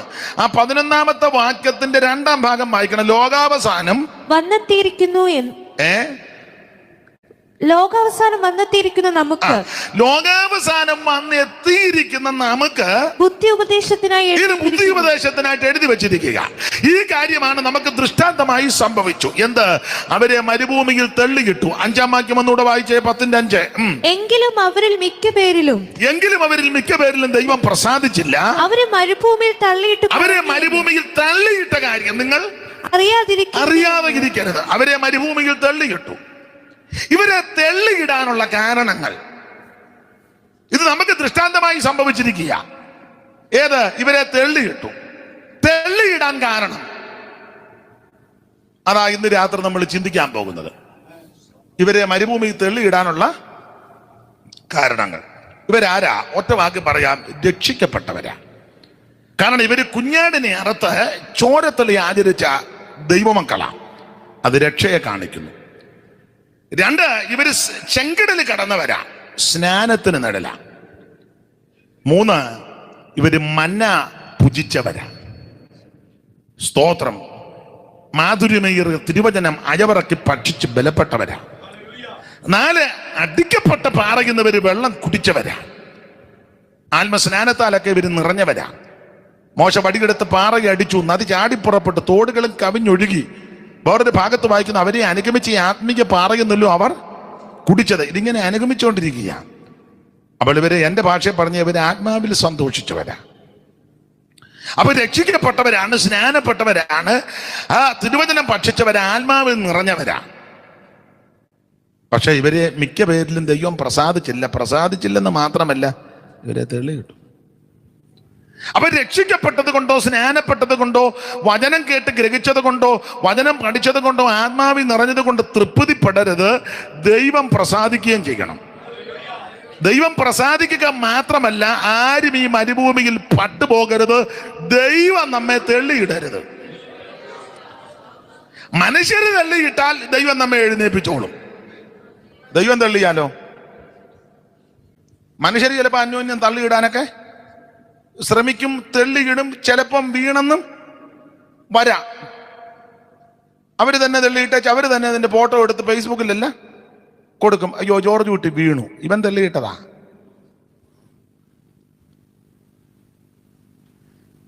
മനുഷ്യര് തള്ളിയിട്ടാൽ നീ പതറുകൊന്നും വേണ്ട, ദൈവം നിന്നെ എഴുന്നേൽപ്പിക്കും. പക്ഷെ ദൈവം തള്ളിയിട്ടാൽ ആരെ കൊണ്ട് ഒക്കത്തില്ല. അതുകൊണ്ട് എന്നെ കേൾക്കുന്ന പ്രിയപ്പെട്ടവരോട് പറയാ, അവൻ മനുഷ്യർ തള്ളിക്കിട്ടാൽ നീ ഭയപ്പെടുകയൊന്നും വേണ്ട. സമയാകുമ്പം ദൈവം നിന്നെ എഴുന്നേൽപ്പിക്കും. എന്റെ ശത്രുവായവല്ലേ, എന്നെ ചൊല്ലി സന്തോഷിക്കരുത്, ഞാൻ വീണുമെങ്കിൽ ഇനിയും എഴുന്നേൽക്കും. ദൈവത്തിന് സ്തോത്രം. മനുഷ്യൻ അന്യോന്യം തള്ളിയിടാം, അവൻ തള്ളിയിടും. അതിനുള്ള സൂത്രങ്ങളും തന്ത്രങ്ങളും കുതന്ത്രങ്ങളും എല്ലാം ഒപ്പിക്കും. ചിലതൊക്കെ ഫലിച്ചെന്ന് വരാം, ചിലതൊക്കെ നടന്നെന്നും വരാം. പക്ഷെ നീ പതറണ്ട, മനുഷ്യരാ നിന്നെ തള്ളിയിട്ടെങ്കിൽ ദൈവം നിന്നെ എഴുന്നേൽപ്പിക്കും. പക്ഷെ ദൈവം തള്ളിയിട്ടാൽ ആർക്കും എഴുന്നേൽപ്പിക്കാനൊക്കത്തില്ല. അതുകൊണ്ട് എന്നെ കേൾക്കുന്നവരോട് പറയട്ടെ, ദൈവം നമ്മെ തള്ളിയിടരുത്. Price the Lord. ദൈവം തള്ളിയിടരുത്. ദൈവം തള്ളിയിട്ടാൽ എഴുന്നേൽക്കാനൊക്കത്തില്ല. അവൻ മനുഷ്യരെ തള്ളിയിട്ടാൽ നമുക്ക് എഴുന്നേൽക്കാം. സ്തോത്രം. അപ്പൊ ഇവരെ മിക്കവരെ മരുഭൂമിയിൽ ദൈവം തള്ളിയിട്ടു. ഇത് നമുക്ക് ദൃഷ്ടാന്തമായി സംഭവിച്ചു. തെള്ളിയിടാനുള്ള കാരണം ചില കാര്യങ്ങൾ നിശ്ചയിക്കപ്പെട്ട സമയപരിധിയിൽ നിന്ന് നമുക്ക് ഇന്ന് രാത്രി ചിന്തിക്കണം. തീർന്നില്ലെങ്കിൽ ദൈവം അനുവദിച്ചാൽ ബാക്കി നാളെ പകൽ ചിന്തിക്കണം എന്ന് പറഞ്ഞാൽ കൃത്യസമയത്ത് യോഗം നിർത്തുമെന്നായി പറഞ്ഞതിൻ്റെ അർത്ഥം. നിങ്ങൾ ചിന്തിക്കരുത് പുള്ളി തെള്ളിയിടുന്ന കാര്യമെല്ലാം പറഞ്ഞ് ഇന്ന് വെളുക്കുവോളം മിക്കവാറും അങ്ങനെ ചിന്തിക്കണ്ട. എല്ലാത്തിനും അതിൻ്റെ ഓർഡറിൽ പോകും. അപ്പൊ ശ്രദ്ധിക്കുക, തെള്ളിയിടാനുള്ള കാരണം, തെള്ളിയിടാനുള്ള ഒന്നാമത്തെ ഒരു കാരണം സങ്കീർത്തനക്കാരൻ കൊടുത്തിരിക്കുന്ന പ്രയോഗം ഇവർ ബാൽപയോറിനോട് ചേർന്നു. അതാണ് തെള്ളിയിടാൻ ഒരു കാരണം. ബാൽപയോറിനോട് ചേർന്നു. വായിച്ചേ 106 സങ്കീർത്തനത്തിന്റെ 24 വാക്യം, 28 വാക്യം, 106 28. ആ താളിഞ്ഞോട്ട് മറിക്കുമ്പോ ഇടത്ത് വശത്ത് ഏറ്റവും മേളിൽ, പഴയ ബൈബിളിൽ അങ്ങനെ. അനന്തരം അവർ ബാൽപയോറിനോട് ചേർന്ന് പ്രേതങ്ങൾക്കുള്ള ബലികളെ തിന്നു. ശ്രദ്ധിച്ച് ഇങ്ങോട്ട് നോക്കിക്കേ. മോനെ ഇനി കുഴപ്പമില്ല, അവര് വയ്യ എടുക്കും. അനന്തരം അവർ ബാൽപയോറിനോട് ചേർന്ന് പ്രേതങ്ങൾക്കുള്ള ബലികളെ തിന്നു. തെള്ളിയിടാനുള്ള ഒരു കാരണം ബാൽപയോറിനോട് ചേർന്ന്. ആരാ ഈ ബാൽപയോര്?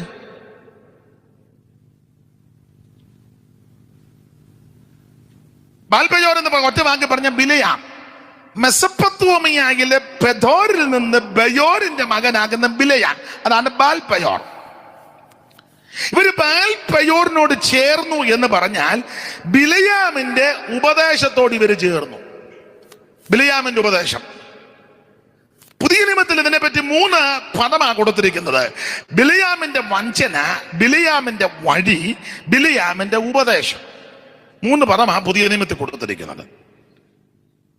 ഇസ്രായേൽ മക്കളെ യാത്ര ചെയ്ത് മോവാബ് സമഭൂമിയിൽ വന്ന് പ്രളയമടിച്ചു പരന്നു. ആ നാട്ടിലെ രാജാവാകുന്ന ബാരാക്ക് പേടിച്ചിട്ട് ഇവൻ ജനത്തോട് മിദ്യാന്യ മൂപ്പന്മാരോട് പറയാ, കാള വയലിലെ പുല്ല് നക്കിക്കളയുന്നത് പോലെ ഈ ജാതി നമ്മെ നക്കിക്കളയുമെന്ന്. ഇസ്രായേൽ മക്കളെ കണ്ടപ്പോൾ ഇവൻ പേടിച്ചു. പേടിക്കാനുള്ളതിന്റെ കാരണത്തിൽ ഒരു കാരണം, പലതുണ്ട്. ഒരു കാരണം, ഇവനിങ്ങനെ നോക്കിയപ്പോൾ നല്ല ഓർഡർ വന്നാ കിടക്കുന്നത്. ഇസ്രായേല് നല്ല അടുക്കും ചിട്ടയിൽ കിടക്കുക. പേടിച്ചു പോയി. മറ്റേതിന് വലിയ ചിട്ട അടുക്കുമൊന്നുമില്ല. ഇത് ഇങ്ങനെ പാർപ്പിടവും കൂടാരവും ഒക്കെ കണ്ടപ്പോൾ ഇവന് അങ്കവാള് വെട്ടിപ്പോയി. അതാ ബിലയാം പർവ്വതത്തിന്റെ മുകളിൽ കയറി താഴ്വരയിലോട്ട് നോക്കിയപ്പോൾ നല്ല ഓർഡറിൽ കിടന്നുവെച്ച് ബിലയാം പറഞ്ഞൊരു പദമുണ്ട്, യാക്കോബേ നിന്റെ കൂടാരങ്ങൾ, ഇസ്രായേലിൽ നിന്റെ നിവാസങ്ങൾ എത്ര മനോഹരമായി. 24:5 സംഖ്യാപുസ്തകം 24:5. യാക്കോബേ നിന്റെ കൂടാരങ്ങൾ, ഇസ്രായേലേ നിന്റെ നിവാസങ്ങൾ എത്ര മനോഹരം. അതാ അപ്പൊ നല്ല ഓർഡറിലാ കിടക്കുന്നത്. ലക്ഷക്കണക്കിന് ജനമുണ്ട്, പക്ഷെ നല്ല ഓർഡറിലാ, പോക്കും വരവുമല്ല. ഇവര് പാളയം അടിക്കുമ്പോൾ പാളയം നല്ല ഓർഡറിലാ പോകുന്നത്. 4 പാളയമാണ്. യഹൂദ പാളയം, രൂബേന്യ പാളയം, എബ്രഹീം പാളയം, ദാൻ പാളയം. 4 പാളയം. ഒരു പാളയത്തിൽ 3 ഗോത്രം വെച്ച് 3 12. ഓരോ പാളയത്തിന് ഓരോ കൊടി, ഓരോ കൊടിക്ക് ഓരോ എമ്പളം. അപ്പോൾ ഇവരിങ്ങനെ പോകുമ്പോൾ കൊടിയും പാളയും ഒക്കെ കൃത്യം നോക്കി വേണം യാത്ര ചെയ്യാൻ. അതാണ് സംഖ്യാപുസ്തകം 1-ാം അധ്യായത്തിന്റെ 51-52 വാക്യം വായിച്ചേ. സംഖ്യാപുസ്തകം 1-ാം അധ്യായത്തിന്റെ 51-52. തിരുനിവാസം പുറപ്പെടുമ്പോൾ ലേവ്യർ അത് അഴിച്ചെടുക്കണം. തിരുനിവാസം അടിക്കുമ്പോൾ ലേവ്യർ അത് നിവർത്തേണം. ഒരന്യൻ അടുത്തു വന്നാൽ മരണശിക്ഷ അനുഭവിക്കണം. ഇസ്രായേൽ മക്കൾ ഗണഗണമായി ഓരോരുത്തൻ താന്താന്റെ പാളയത്തിലും ഓരോരുത്തൻ താന്താന്റെ കൊടിക്കരികയും ഇങ്ങനെ കൂടാരമടിച്ച് പാളയം അടിച്ചോണം. ഓരോരുത്തൻ താന്താന്റെ കൊടിക്കരികിലും താന്താന്റെ പാളയത്തിലും എന്ന് പറഞ്ഞാൽ ഉണർവ് കയറി വേറെ പാളയത്തിൽ ചെല്ലരുത്. നല്ല സുബോധം ഉണ്ടായിരിക്കണം. ആത്മാവിലാന്ന് പറഞ്ഞ് തുള്ളി അങ്ങോട്ട് പോവുകയും അവിടുന്ന് തുള്ളി ഇങ്ങോട്ട് വരികയും പിന്നെ ചിലയിടത്തൊക്കെ അങ്ങനെ സംഭവിക്കാറുണ്ട്. എഴുന്നേറ്റ് നിന്ന് ആരാധിക്കുമ്പോഴേ അങ്ങോട്ട്, പിന്നെ പാസ്റ്റർമാരുടെ ഭാര്യമാരൊക്കെ അവരെ ഇങ്ങനെ അങ്ങോട്ട് പോകണം. അന്നേരം 2 എണ്ണം താണ്ട അതിലേ പോകുന്നു. ഓരോരുത്തർ താന്താന്റെ പാളയത്തിലും താന്താന്റെ കൊടിക്കരികിലും പാളയം ഇറങ്ങണം. നല്ല ഓർഡറായിട്ട് വേണം പോകാൻ. വെട്ടുക്കിളിക്ക് രാജാവില്ലെങ്കിലും അത് അണിയണിയായിട്ട് നല്ല ഓർഡർ വേണം പോകാൻ. അപ്പൊ ബാരാക്ക് ഇതെല്ലാം കൂടെ കണ്ട് പേടിച്ചാരുണ്ടു. അപ്പൊ മൂപ്പന്മാരോട് പറയാ, കാള വയലിലെ പുല്ല് നക്കിക്കളയുന്നത് പോലെ ജാതി മുഴുവൻ നമ്മെ നക്കിക്കൊല്ലും. എന്തുവാ ചെയ്യുന്നത്? ഇവരെ ഒതുക്കണം. അപ്പൊ ചോദിച്ചു, ഒതുക്കാൻ എന്നാ? യുദ്ധം ചെയ്താലൊന്നും ഇവരോട് ജയിക്കാനൊക്കത്തില്ലെന്ന് പറഞ്ഞു. യുദ്ധം ചെയ്താൽ ജയിക്കാൻ ഒക്കത്തില്ല. അതിനാ കാരണം ഇസ്രായേലിനോട് യുദ്ധം ചെയ്യാൻ ജയിക്കത്തില്ല. കാരണം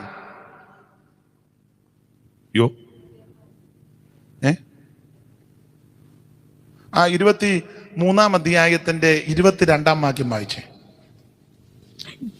ദൈവം അവരെ മിസ്രൈമിൽ നിന്ന് കൊണ്ടുവന്നു. അടുത്തത്, കാട്ടുപോത്തിന് തുല്യമായ ബലം. കാട്ടുപോത്തിന് തുല്യമായ ബലമുണ്ട്. അതാ ജയിക്കാത്ത. ഇവരോട് യുദ്ധത്തിന് പോയാൽ നമ്മൾ ജയിക്കത്തില്ല. കാരണം കാട്ടുപോത്തിന് തുല്യമായ ബലമുണ്ട്. സ്തോത്രം, സ്തോത്രം. നല്ല കരുത്തന്മാരാ. അപ്പൊ കാട്ടുപോത്തിന് തുല്യ ബലം ഇവർക്കുണ്ട്. പക്ഷെ ഇവരെ പറ്റി സംഖ്യാപുസ്തകം 21:4 വായിക്കുന്ന ഇവര് ക്ഷീണിച്ചെന്നുവാ. 21:4 വായിച്ചേ. പിന്നെ അവർ ഏദോം ദേശത്തെ ചുറ്റിപ്പോകുവാൻ ഹോർ പർവ്വതത്തിങ്കൽ നിന്ന് ചെങ്കട വഴിയായിട്ട് യാത്ര പുറപ്പെട്ടു. വഴി നിമിത്തം ജനത്തിന്റെ മനസ്സ് ക്ഷീണിച്ചു. ജനം ദൈവത്തിന് മോശയ്ക്കും വിരോധമായിട്ട് സംസാരിച്ചു. മരുഭൂമിയിൽ ഭരിക്കേണ്ടതിന് നിങ്ങൾ ഞങ്ങളെ മിസ്രയീം ദേശത്ത് കൊണ്ടുവന്നത് എന്തിന്? ഇവിടെ അപ്പവുമില്ല, വെള്ളവുമില്ല, സാരമില്ലാത്ത ആഹാരം ഞങ്ങൾക്ക് വെറുപ്പാണെന്ന. അപ്പൊ 21:4 വായിക്കുന്നത് ഇവര് ക്ഷീണിച്ചെന്ന. അങ്ങനല്ലേ? നിങ്ങൾ എന്തേലും പറ. പിന്നെ അവർ ഏദോം ദേശത്തെ ചുറ്റിപ്പോകുവാൻ ഹോർ പർവ്വതത്തിങ്കിൽ നിന്ന് ചെങ്കടൽ വഴിയായിട്ട് യാത്ര പുറപ്പെട്ടു. വഴി നിമിത്തം ജനത്തിന്റെ മനസ്സ് ക്ഷീണിച്ചു. മനസ്സ് ക്ഷീണിച്ചാൽ ശരീരവും ക്ഷീണിക്കും. മനസ്സ് ക്ഷീണിച്ചാൽ ശരീരവും ക്ഷീണിക്കും. അപ്പൊ 21:4 ക്ഷീണിച്ചെന്ന. പക്ഷെ 23-22 ഇവരെ പറ്റി പറയുന്നത് കാട്ടുപോത്തിന് തുല്യമായ ബലമുണ്ടെന്ന. 21 ക്ഷീണിച്ചവർ 23 ബലപ്പെട്ടു. ഇടയ്ക്ക് പുറകോട്ടിറങ്ങി പറയുക ബലപ്പെടാൻ കാരണം 21 ഇവര് ക്ഷീണിച്ചു. ക്ഷീണിച്ചു കഴിഞ്ഞപ്പോ ആവശ്യമില്ലാത്ത വർത്തമാനമല്ല പറഞ്ഞു. ഓ, ഈ മന്ന ഞങ്ങൾക്ക് വെറുപ്പാണ്, സാരമല്ലാത്ത ആഹാരം. ഓ, മന്നയെ ഇവര് തിരസ്കരിച്ചു, ഇവര് അവഹേളിച്ചു. അത് ദൈവത്തിന് ഇഷ്ടപ്പെട്ടില്ല. മന്ന ക്രിസ്തുവിന് നിഴല, യേശു ക്രിസ്തുവിന് വചനത്തിന് നിഴല മന്ന. കാരണം മന്ന ഉയരത്തിൽ നിന്ന് വന്നതാ. മുകളിൽ നിന്ന് വന്ന ഒരുവനേ ഉള്ളൂ, യേശു ക്രിസ്തു മാത്രം. ആ മന്നയെ ഇവർ തിരസ്കരിച്ചു, അവഹേളിച്ചു. ദൈവത്തിന് ഇഷ്ടപ്പെട്ടില്ല. അപ്പൊ തമ്പുരാൻ എന്തോ ചെയ്തു? അഗ്നിസർപ്പത്തെ അയച്ചു. പാമ്പ് കയറി പാളയത്തിൽ മുഴുവൻ പാമ്പ് കയറി. അഗ്നിസർപ്പം വന്ന് ഇവനെ എല്ലാം കടിച്ചു. നിന്ദിച്ചവനെയെല്ലാം കടിച്ചു. ഈ സർപ്പം വന്ന IPC ആണോ, ചർച്ച കോഡാന്നോ, അസംബ്ലീസ് കോഡാന്നോ നോക്കിയിട്ടൊന്നുമല്ല കടിക്കുന്നത്. ഇവനെല്ലാം ബോർഡുമായിട്ടാണ് ഓടുന്നത്. പാമ്പ് കടിച്ചു. ആദ്യം കടി കിട്ടിയവനെല്ലാം പടപടാന്ന് മരിച്ചു. താമസിച്ച് കടി കിട്ടിയവൻ വേദന കൊണ്ട് ഓടി. ചിലർ കടി കിട്ടാതിരിക്കാൻ ഓടി, മുഴുവനെണ്ണവും ഓടി. പടപടപെടാന്ന് ആൾക്കാർ പട്ടു പോവുക. മോശ ദൈവത്തോട് നല്ല വിളിച്ചു, ദൈവമേ ഇതെന്തുവാ? അപ്പൊ പിന്നെ തമ്പുരാൻ്റെ ഒരു കാര്യം പറഞ്ഞു. ഒരു പിച്ചള സർപ്പത്തെ ഉണ്ടാക്കി അങ്ങ് തൂക്ക്.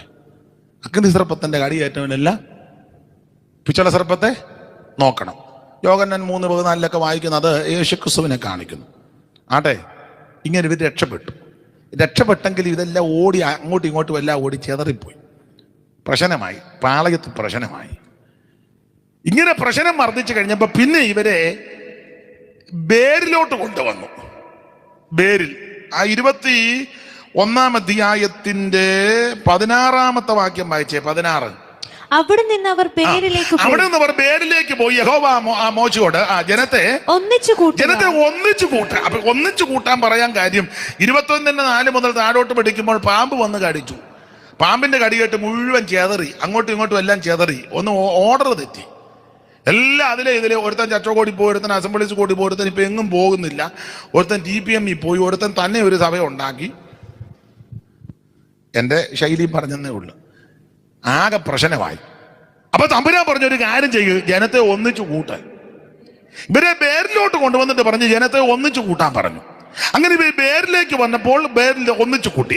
ബേരിലേക്ക് കൊണ്ട് ജനത്തെ ഒന്നിച്ചു കൂട്ടാൻ പറഞ്ഞു. അടുത്തത്, ഞാൻ അവർക്ക് വെള്ളം കൊടുക്കുമെന്ന് കൽപ്പിച്ച കിണറ് ഇത് തന്നെ. അപ്പോൾ ഇസ്രായേൽ കിണറെ പൊങ്ങി അതിന് പാടുകയും പ്രഭുക്കന്മാര് കുടിച്ച കിണറ്, ജനശ്രേഷ്ഠന്മാർ തങ്ങളുടെ ചെങ്കോല് കൊണ്ട് ദണ്ടുകൊണ്ട് കുത്തിയ കിണറ് എന്ന പാട്ട് പാടി.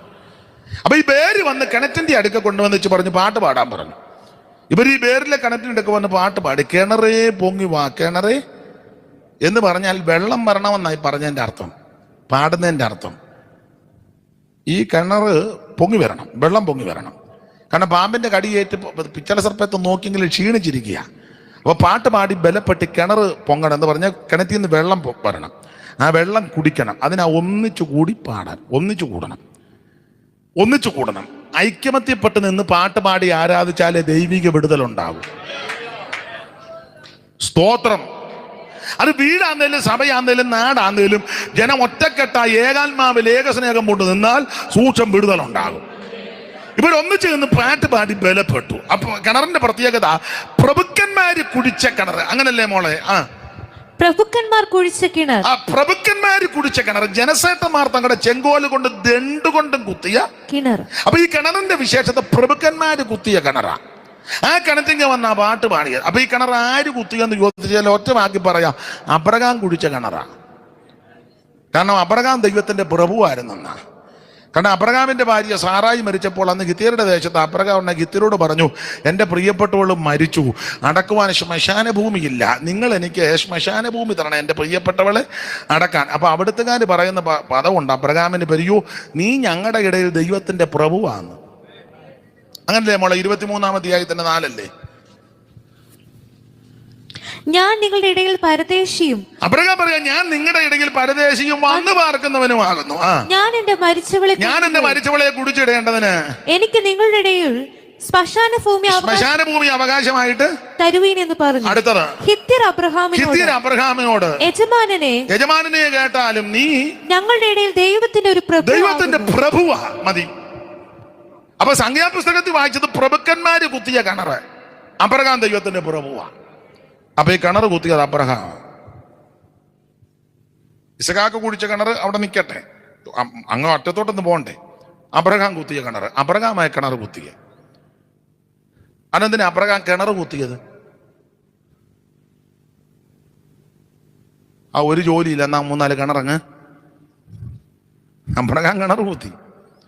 ഇനി അബ്രഹാം കിണർ കുത്താനൊരു കാരണമുണ്ട്. പകല് ഞാൻ ആ ഭാഗത്തിൽ ഒന്ന് സൂചിപ്പിച്ചല്ലോ, ഉൽപ്പത്തി പുസ്തകം 15-ാം അധ്യായത്തിൽ ഏകപക്ഷീയമായ ഉടമ്പടി യാഗം നടത്തുക. കുർബാനിനെ പിളർന്നില്ലെന്ന് പ്രയോഗമുണ്ട്, അതൊന്നുമല്ല എൻ്റെ വിഷയം. പിളർക്കോ പിളർക്കാതിരിക്കോ അതല്ല വിഷയം. ആ യാഗം കഴിഞ്ഞപ്പോൾ ഉടലുമേ റാഞ്ചൻ പക്ഷി ഇറങ്ങി. അബ്രഹാമിന് ഗാഠനിദ്ര വന്നു. ആ തീച്ചൂളയിൽ നിന്ന് ദൈവം അബ്രഹാമിനോട് ഇടപെട്ടു. അബ്രഹാമിനോട് ഒരു വാഗ്ദത്തം പറഞ്ഞു, നിന്റെ സന്തതി സ്വന്തമല്ലാത്ത ദേശത്ത് 400 വർഷം പ്രവാസികളായി അടിമകളായി അവരെ സേവിക്കും. ഇതെല്ലാം പറഞ്ഞ ഒരു ദൂത് പറഞ്ഞു, 4ാം തലമുറക്കാര് ഇതിലേ വരുമെന്ന്. ആ 15-ന്റെ 16 വായിച്ചേ മോളെ. 4ാം തലമുറക്കാർ ഇവിടേക്ക് 4ാം തലമുറക്കാർ ഇതിലേക്കൂടെ വരുമെന്ന്. 1ാം തലമുറ പോലും ഉണ്ടായിട്ടില്ല. ഇസഹാക്ക് ജനിച്ചിട്ടില്ല, കാരണം ഇസ്മായിൽ ജനിച്ചില്ലല്ലോ, പിന്നല്ലേ ഇസഹാക്ക്. ഇസ്മായിൽ ജനിക്കുന്നത് എത്ര അധ്യായത്തിലാ? 16-ലാ. ഇത് 15-ലെ വിഷയമാണ്. അപ്പൊ ഇസ്മായിൽ പോലും ജനിച്ചിട്ടില്ല, ഇസഹാക്കും ജനിച്ചിട്ടില്ല. തലമുറ ഒന്നുമില്ലാതിരുന്ന കാലത്താ ദൈവം പറഞ്ഞത് 4ാം തലമുറ ഇതിലേ വരുമെന്ന്. അബ്രഹാം ഇതങ്ങ് വിശ്വസിച്ചു. വേദ ചിന്തകന്മാര് പറയുന്നത് അബ്രഹാം ഈ തലമുറയെ എല്ലാം വിശ്വാസ കണ്ണാൽ കണ്ടു. ഇസഹാക്കിനെ കണ്ടു, യാക്കോബിനെ കണ്ടു, ഗോത്ര പിതാക്കന്മാരെ എല്ലാം വിശ്വാസ കണ്ണാൽ കണ്ടു. 70 പേര് പോകുന്നത് കണ്ടു. 6 ലക്ഷം പുരുഷന്മാരും സ്ത്രീകളും കുട്ടികളും തിരിച്ചു വരുന്നതും അബ്രഹാം വിശ്വാസ കണ്ണാൽ കണ്ടപ്പോ അബ്രഹാമിന് മനസ്സിലായി, എൻ്റെ സന്തതിയും സന്തതിയുടെ സന്താനങ്ങളല്ല മിസ്രയീം ദേശം വിട്ട് പുറപ്പെട്ട് വിടുതൽ പ്രാപിച്ച് ഇതിലേക്കൂടെ വരും. അപ്പോൾ നടന്നും ക്ഷീണിച്ചും വരുമ്പോൾ കുടിക്കാൻ വെള്ളം വേണം. വിശ്വാസത്താ കിണർ കുത്തി. അതാ പ്രഭുക്കന്മാര് കുടിച്ച കിണർ. പിന്നെ ഇസഹാക്കും കുത്തി ഫെലിസ്തര് മണ്ണിട്ട് നികത്തി എന്നൊക്കെ നമ്മൾ വായിക്കുകയും പഠിക്കുകയും ചെയ്യുന്നുണ്ടല്ലോ. ഈ കിണറ്റിൻ്റെ വന്ന് ഇവരെല്ലാം കൂടെ ചേർന്ന് പാട്ട് പാടി ബലപ്പെട്ടു. സ്തോത്രം. ഇവര് പാട്ട് പാടി ബലപ്പെട്ടപ്പോൾ കിണറ്റിൽ നിന്ന് വെള്ളം പൊങ്ങി വന്നു. ആ വെള്ളം ഇവര് കുടിച്ചു. ഇത് കുടിച്ചപ്പോൾ കാട്ടുപോത്തിന് തുല്യ ബലമുണ്ടായി. സ്തോത്രം. ആ ബലം ഇങ്ങോട്ട് ഏറ്റെടുത്ത് കഴിഞ്ഞപ്പോൾ ആ തിരിച്ചിങ്ങോട്ട് വന്ന് അർണോൻ കടവും ഹെശ്ബോനും ഒക്കെ പിടിച്ചടക്കി, സീഹോനെ ഓഗിനെയൊക്കെ തകർത്ത് ദേശമെല്ലാം പിടിച്ചെടുത്ത് യോർദാനും കടവ് പിടിച്ചു കയറി. സ്തോത്രം. ആദ്യം മര്യാദയ്ക്ക് വഴിയൊക്കെ ചോദിച്ചാൽ കൊടുക്കുകയെന്ന് പറഞ്ഞ് അടിച്ച് ഒരറ്റം മുതൽ തൂത്ത് കയറി ഇഞ്ഞ് വന്നു. കാട്ടുപോത്തിന് തുല്യ ബലം. അങ്ങനെ ബലപ്പെട്ട ഇവരെ കണ്ടിട്ടാ ബാരാക്ക് പറഞ്ഞത് യുദ്ധം ചെയ്താൽ ജയിക്കത്തില്ല, ഇവരോട് ജയിക്കാനൊക്കത്തില്ല.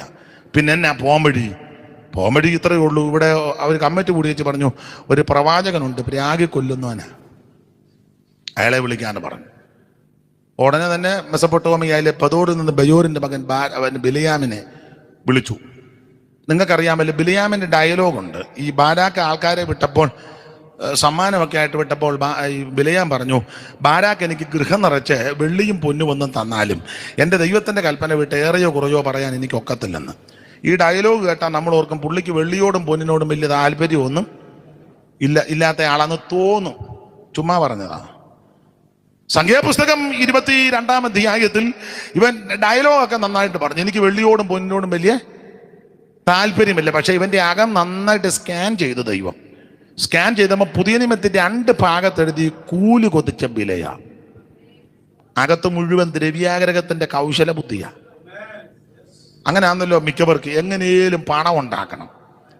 ഈ വന്ന കാലത്ത് പണം വേണം, പണമില്ലാത്ത കാര്യങ്ങൾ നടക്കത്തില്ല.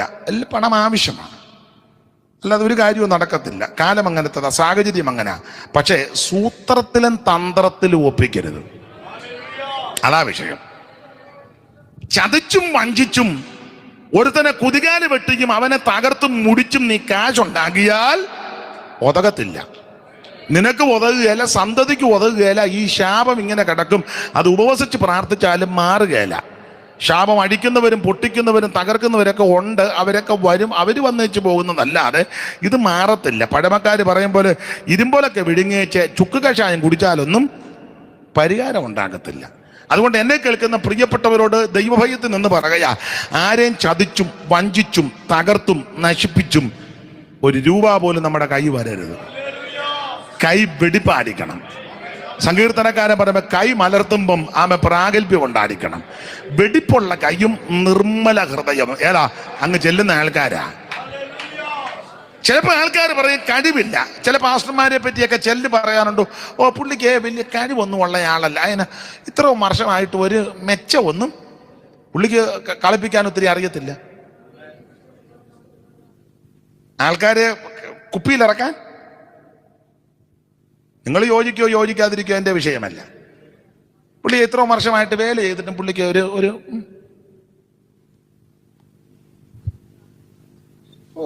വീട് ഒന്നും പുള്ളി വെച്ചില്ല കേട്ടോ.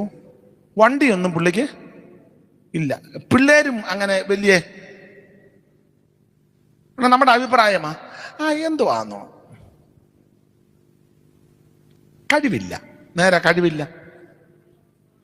പുള്ളിക്കൊരത്തിനെ കറക്കി കുപ്പിയിലാക്കാൻ മറ്റവന് നല്ല കഴിവ്, അവൻ കുപ്പിയിലാക്കി വെച്ച് കോർക്കിട്ട് അടയ്ക്കും. അടച്ചു കുപ്പി അവന്റെ കക്ഷത്താ. അവൻ അനുഭവിച്ചാലേ പുള്ളി കുപ്പിക്കകത്തിന്ന്. നിങ്ങൾക്ക് പറയുന്ന മനസ്സിലാകുന്നുണ്ടോ? നാട്ടുകാർ പറയുമായിരിക്കും, സഭക്കാരും പറയും കഴിവില്ലെന്ന്. വേണ്ട, മിടുക്കനല്ല, വേണ്ട, ഇച്ചിരി മിടുക്ക് കുറഞ്ഞിരിക്കട്ടെ, കൈവെടിപ്പാണോ നീ അങ്ങ് ചെല്ലും. പല മിടുക്കന്മാരും അങ്ങ് കാണത്തില്ല. നാം മിടുക്കരല്ലെന്ന് പറയുന്ന, കഴിവില്ലെന്ന് പറയുന്ന, മിടുക്കരല്ലെന്ന് പറയുന്ന പലരും അങ്ങ് കാണുമെന്നുള്ളതാണ്. അതുകൊണ്ട് എന്നെ കേൾക്കുന്ന ബഹുമാന്യരായ പ്രിയപ്പെട്ടവരോട് പറയാം, നിന്റെ കൈ വെടിപ്പുള്ളതായിരിക്കണം. മറ്റുള്ളവനെ ചതിച്ച് വഞ്ചിച്ച് കുതികാല് വെട്ടി കോതുകാല് വെച്ച് പാര പണത് ടോർപ്പിടോ വെച്ച് നീ എന്തേലും 1 രൂപ ഉണ്ടാക്കിയാൽ നിനക്കൊതകുകയില്ല, സന്തതിക്കൊതകുകയില്ല. ശാപവും ദോഷവും നിന്റെ വീട് വിട്ട് മാറത്തില്ല.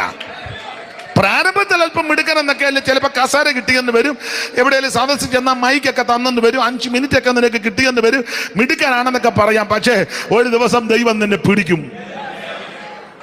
അന്ന് പിടിക്കുമ്പോ കാലും കൈയൊന്നും തളർന്നു പോകരുത്. ബലത്തോടെ പ്രാഗൽഭ്യത്തോടെ നിൽക്കണം. പറയണം, കർത്താവേ എന്റെ കൈ വെടിപ്പാ. Praise the lord, praise the lord. ചതിച്ചും വഞ്ചിച്ചും ഉണ്ടാക്കുന്ന ഒന്നും ഗുണമാകുകയല്ല.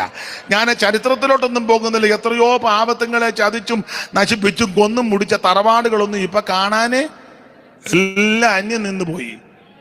നാടൻ ഭാഷ പറഞ്ഞ മുടിഞ്ഞ് മുണ്ടക്കോല് തല്ലി. സ്തോത്രം.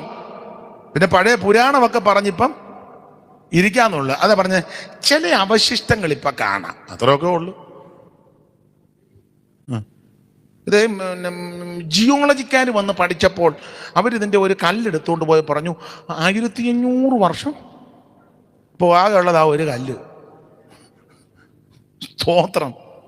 എത്ര എണ്ണത്തിനെ കൊന്നു മുടിച്ചതാ, എത്ര പേരെ ഉപദ്രവിച്ചതാ, എത്ര എണ്ണത്തിനെ വകവരുത്തിയതാ. ഈ ശാപമെല്ലാം കിടക്കുകയല്ലേ. അത് തങ്കൂനെയും താരൂനെയും ഒന്നും കൊണ്ടുവന്നാൽ മാറത്തുമില്ല. അവരിലെ ഇപ്പം മെയിനായിട്ട് ശാപമല്ല. സ്തോത്രം. ഇതിങ്ങനെ കിടക്കും. കൈ വെടിപ്പായിരിക്കണം. വെടിപ്പുള്ള കൈ നിർമ്മല ഹൃദയവും. ദൈവത്തിന് മഹത്വം.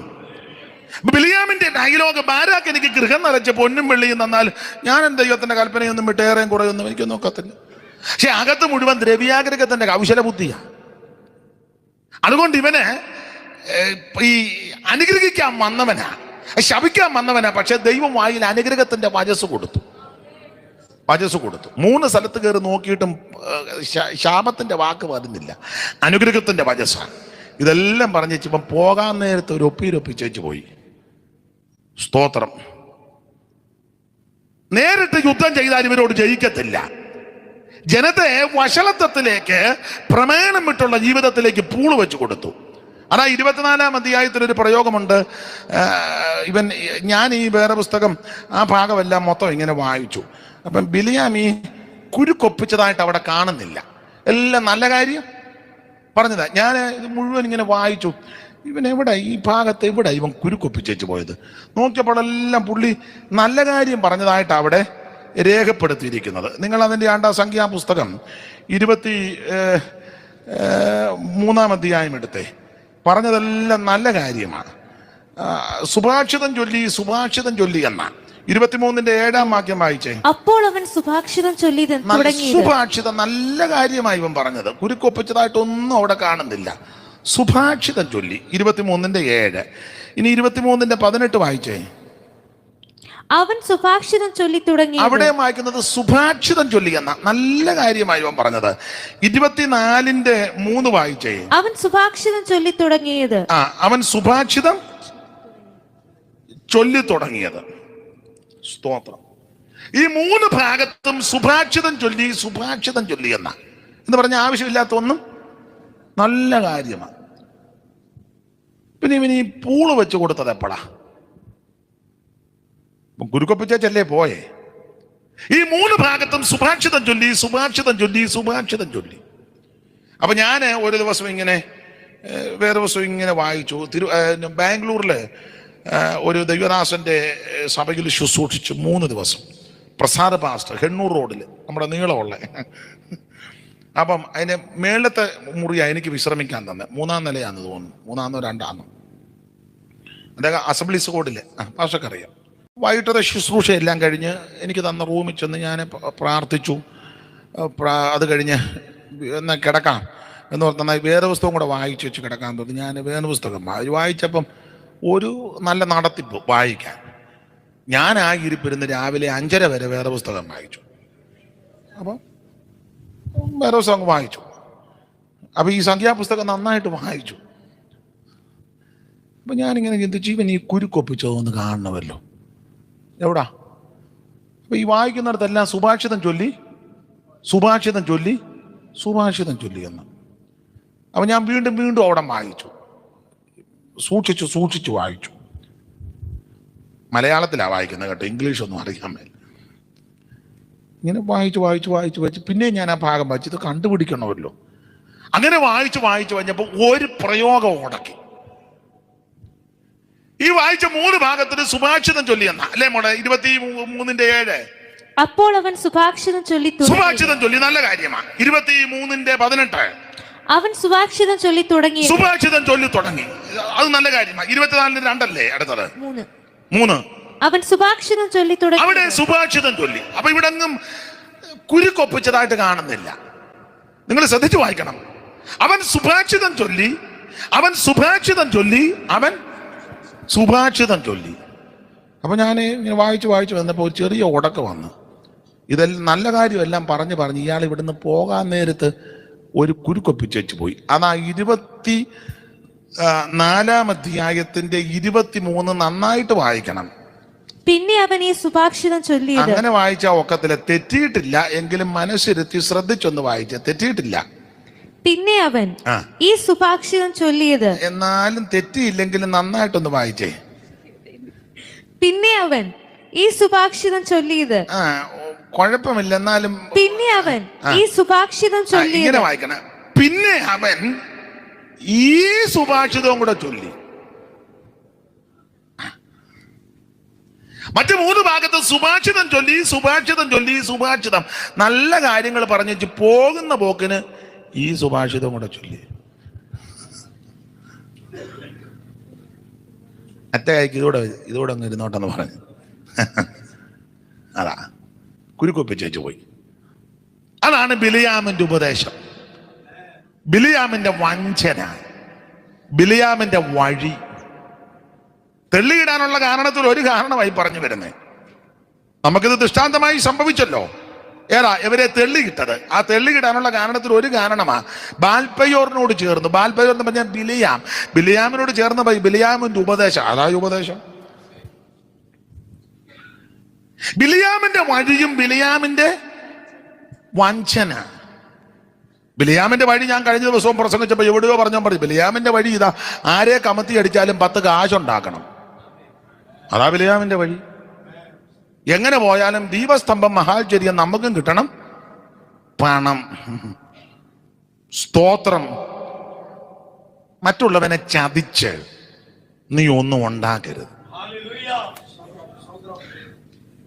ഒന്നും ഉണ്ടാക്കരുത്. ഞാന് ദൈവസന്നിധിയിൽ പ്രാഗൽഭ്യത്തോടെ പറയാം, നല്ല പ്രാഗൽഭ്യമുണ്ട്. സ്തോത്രം. കർത്താവിന്റെ വേലയ്ക്ക് ഇറങ്ങിയിട്ട് ഇത്രയും വർഷമായി, അറിഞ്ഞുകൊണ്ട് ഇന്ന് വരെ ആരെയും ചതിച്ച് 1 രൂപ ഉണ്ടാക്കിയിട്ടില്ല. എനിക്കിപ്പോഴും സങ്കടം മറ്റുള്ളവർക്ക് കൊടുക്കാൻ പറ്റുന്നില്ലല്ലോ എന്ന്. ഞാൻ ഇപ്പോഴും തെറ്റിദ്ധരിക്കരുത്, വാടകയ്ക്കാ താമസിക്കുന്നത്. കഴിഞ്ഞ ദിവസം എന്നോട് ഒരാൾ ചോദിച്ചു, വീട് വെച്ചില്ലയോ? ഞാൻ പറഞ്ഞു, സങ്കടമൊന്നുമില്ല. ഞാൻ ദൈവകൃപയെ വന്ന് ശുശ്രൂഷിച്ചു. അനേക ദൈവമക്കൾ എന്നെ ബഹുമാനിച്ച് ആദരിച്ചു, സ്വദേശത്തും വിദേശത്തുമുള്ളവർ. കഴിഞ്ഞ ദിവസവും വാടകയ്ക്ക് താമസത്തിൽ നിന്ന് മാറാൻ പറഞ്ഞു, അവിടെ നിന്ന് മാറി. ഒത്തിരി ചരിത്രങ്ങളുണ്ടെന്നൊന്നും ഇപ്പം പറയുന്നില്ല. അപ്പം എന്നോടൊരാൾ ചോദിച്ചു, ബുദ്ധിമുട്ടൊന്നുമില്ല? ഞാൻ പറഞ്ഞു, എനിക്കിപ്പോഴും സന്തോഷമാണ്, ഒരു ബുദ്ധിമുട്ടുമില്ല, ദൈവത്തിന് മഹത്വം.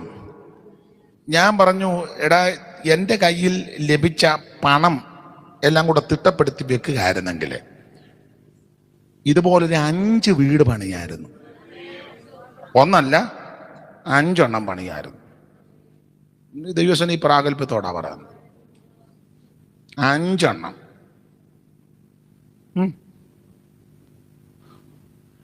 സ്തോത്രം. എന്റേതല്ലല്ലോ, ദാവീദ് പറഞ്ഞതാണ് നമ്മുടെ അടിസ്ഥാനം.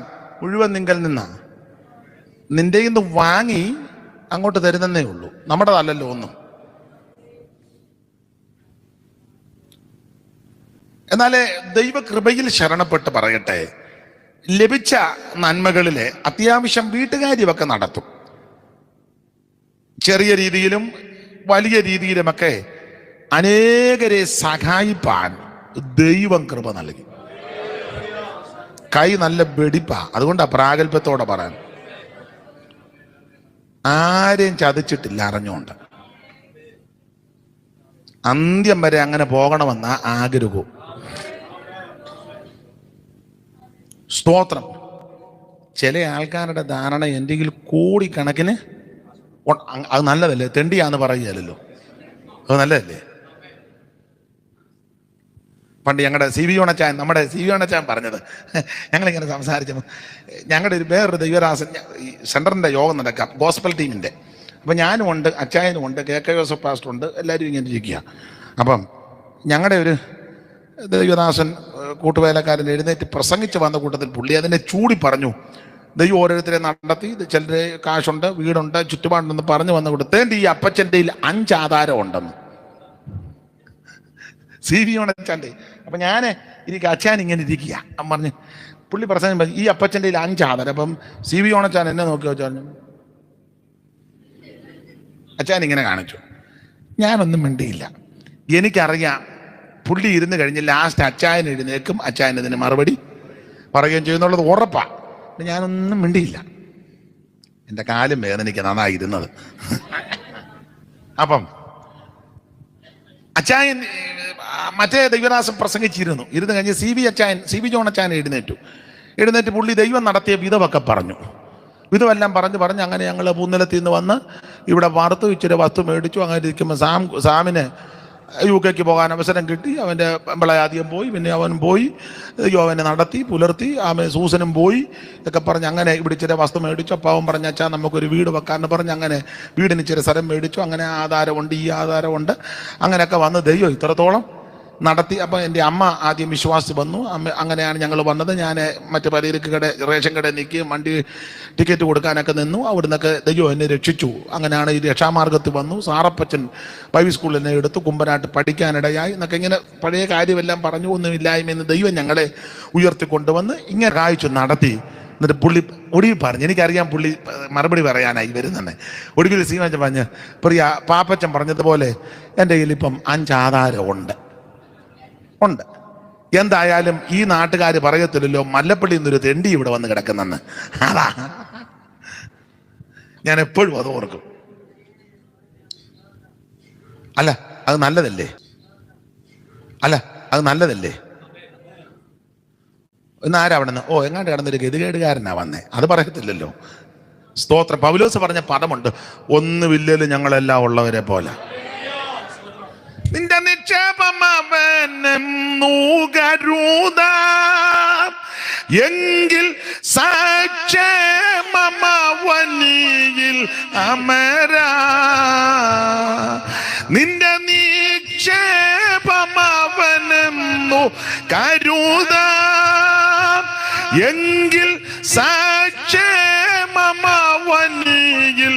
അമരാ.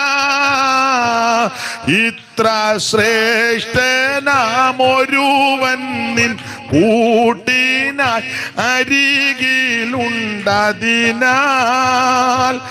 എന്തിനാകുലം കലരും നൻ മനമേ, എന്തിനാകുലം കലരും നൻ മനമേ. ഇത്ര ശ്രേഷ്ഠനായൊരുവൻ നിൻ കൂട്ടിനായി അരികിലുണ്ടതിനാൽ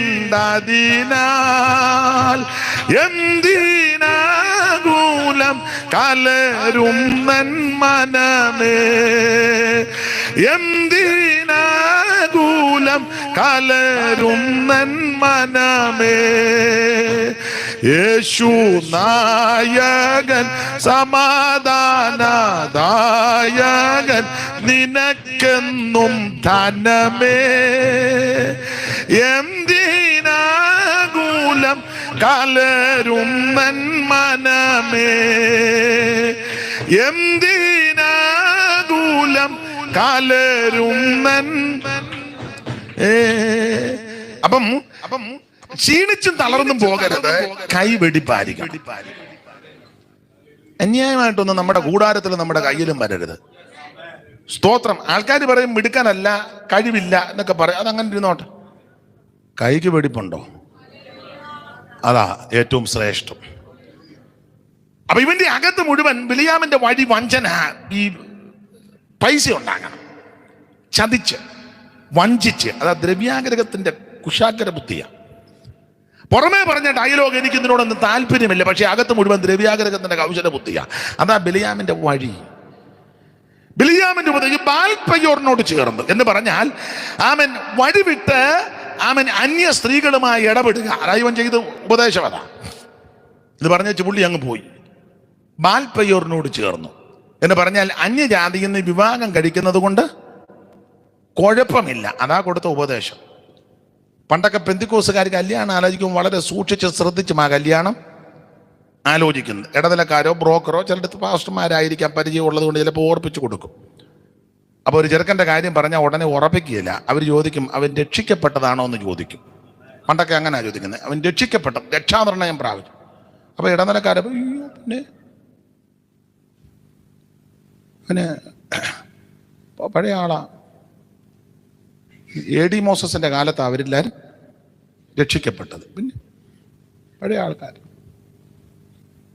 ഉടനെ ഉറപ്പിക്കത്തില്ല. അടുത്തത് അവൻ സ്നാനപ്പെട്ടതാണ്. അവൻ്റെ സ്നാനമോ? കല്ലടയാറ്റിൽ അവനെ മുക്കിയത്. ആ പാലത്തിലെല്ലാം ഞാൻ കിടക്കുകയായിരുന്നു അവൻ്റെ സ്നാനം കാണാൻ. ഭയങ്കര സ്നാനമാണ്. ദേശം ഇളകി. എന്നാലും ഉറപ്പിക്കത്തില്ല. അടുത്ത ചോദ്യമാ, അവൻ അഭിഷേകം പ്രാപിച്ചാന്ന്. അയ്യോ, അവൻ്റെ അടുത്ത് പോലും ഇരിക്കാൻ അവനൊരു പാ തന്നെ കൊടുത്തേക്കുക. അതുപോലെ അഭിഷേകമാണ്. എന്നാലും ഉറപ്പിക്കത്തില്ല. അടുത്ത ചോദ്യം ചോദിക്കും, അവൻ സഭായോഗത്തിന് വരുമോ? കാരണം ചിലർ അഭിഷേകം പ്രാപിച്ചാൽ അവിടെ തന്നെ ഇരിക്കുക, ഇങ്ങോട്ട് പോരുകയല്ല. അതിനാ പണ്ട് ചോദിക്കും, അവൻ സഭായോഗത്തിന് വരുമോ? അയ്യോ, അവൻ വരുമോന്ന്. അവനല്ലയോ ഹോള് തുറക്കുന്നതും ഹോള് രണ്ടാമത് പറഞ്ഞ ആൾക്കാർ ഇപ്പം മിക്കടത്തും ഉണ്ട്. ഏതാ?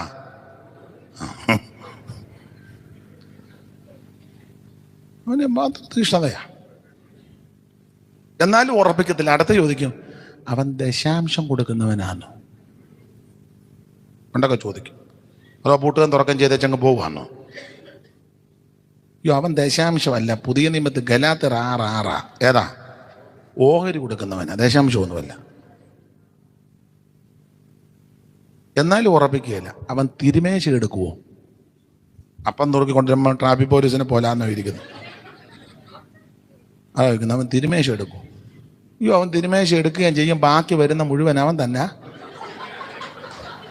അവനെ ഇച്ചിരിയെ കൊണ്ട് കൊടുക്കുള്ളൂ വിശ്വാസിക്ക്. എന്നിട്ട് ഇവൻ തന്നെ ഇത് ബാക്കി.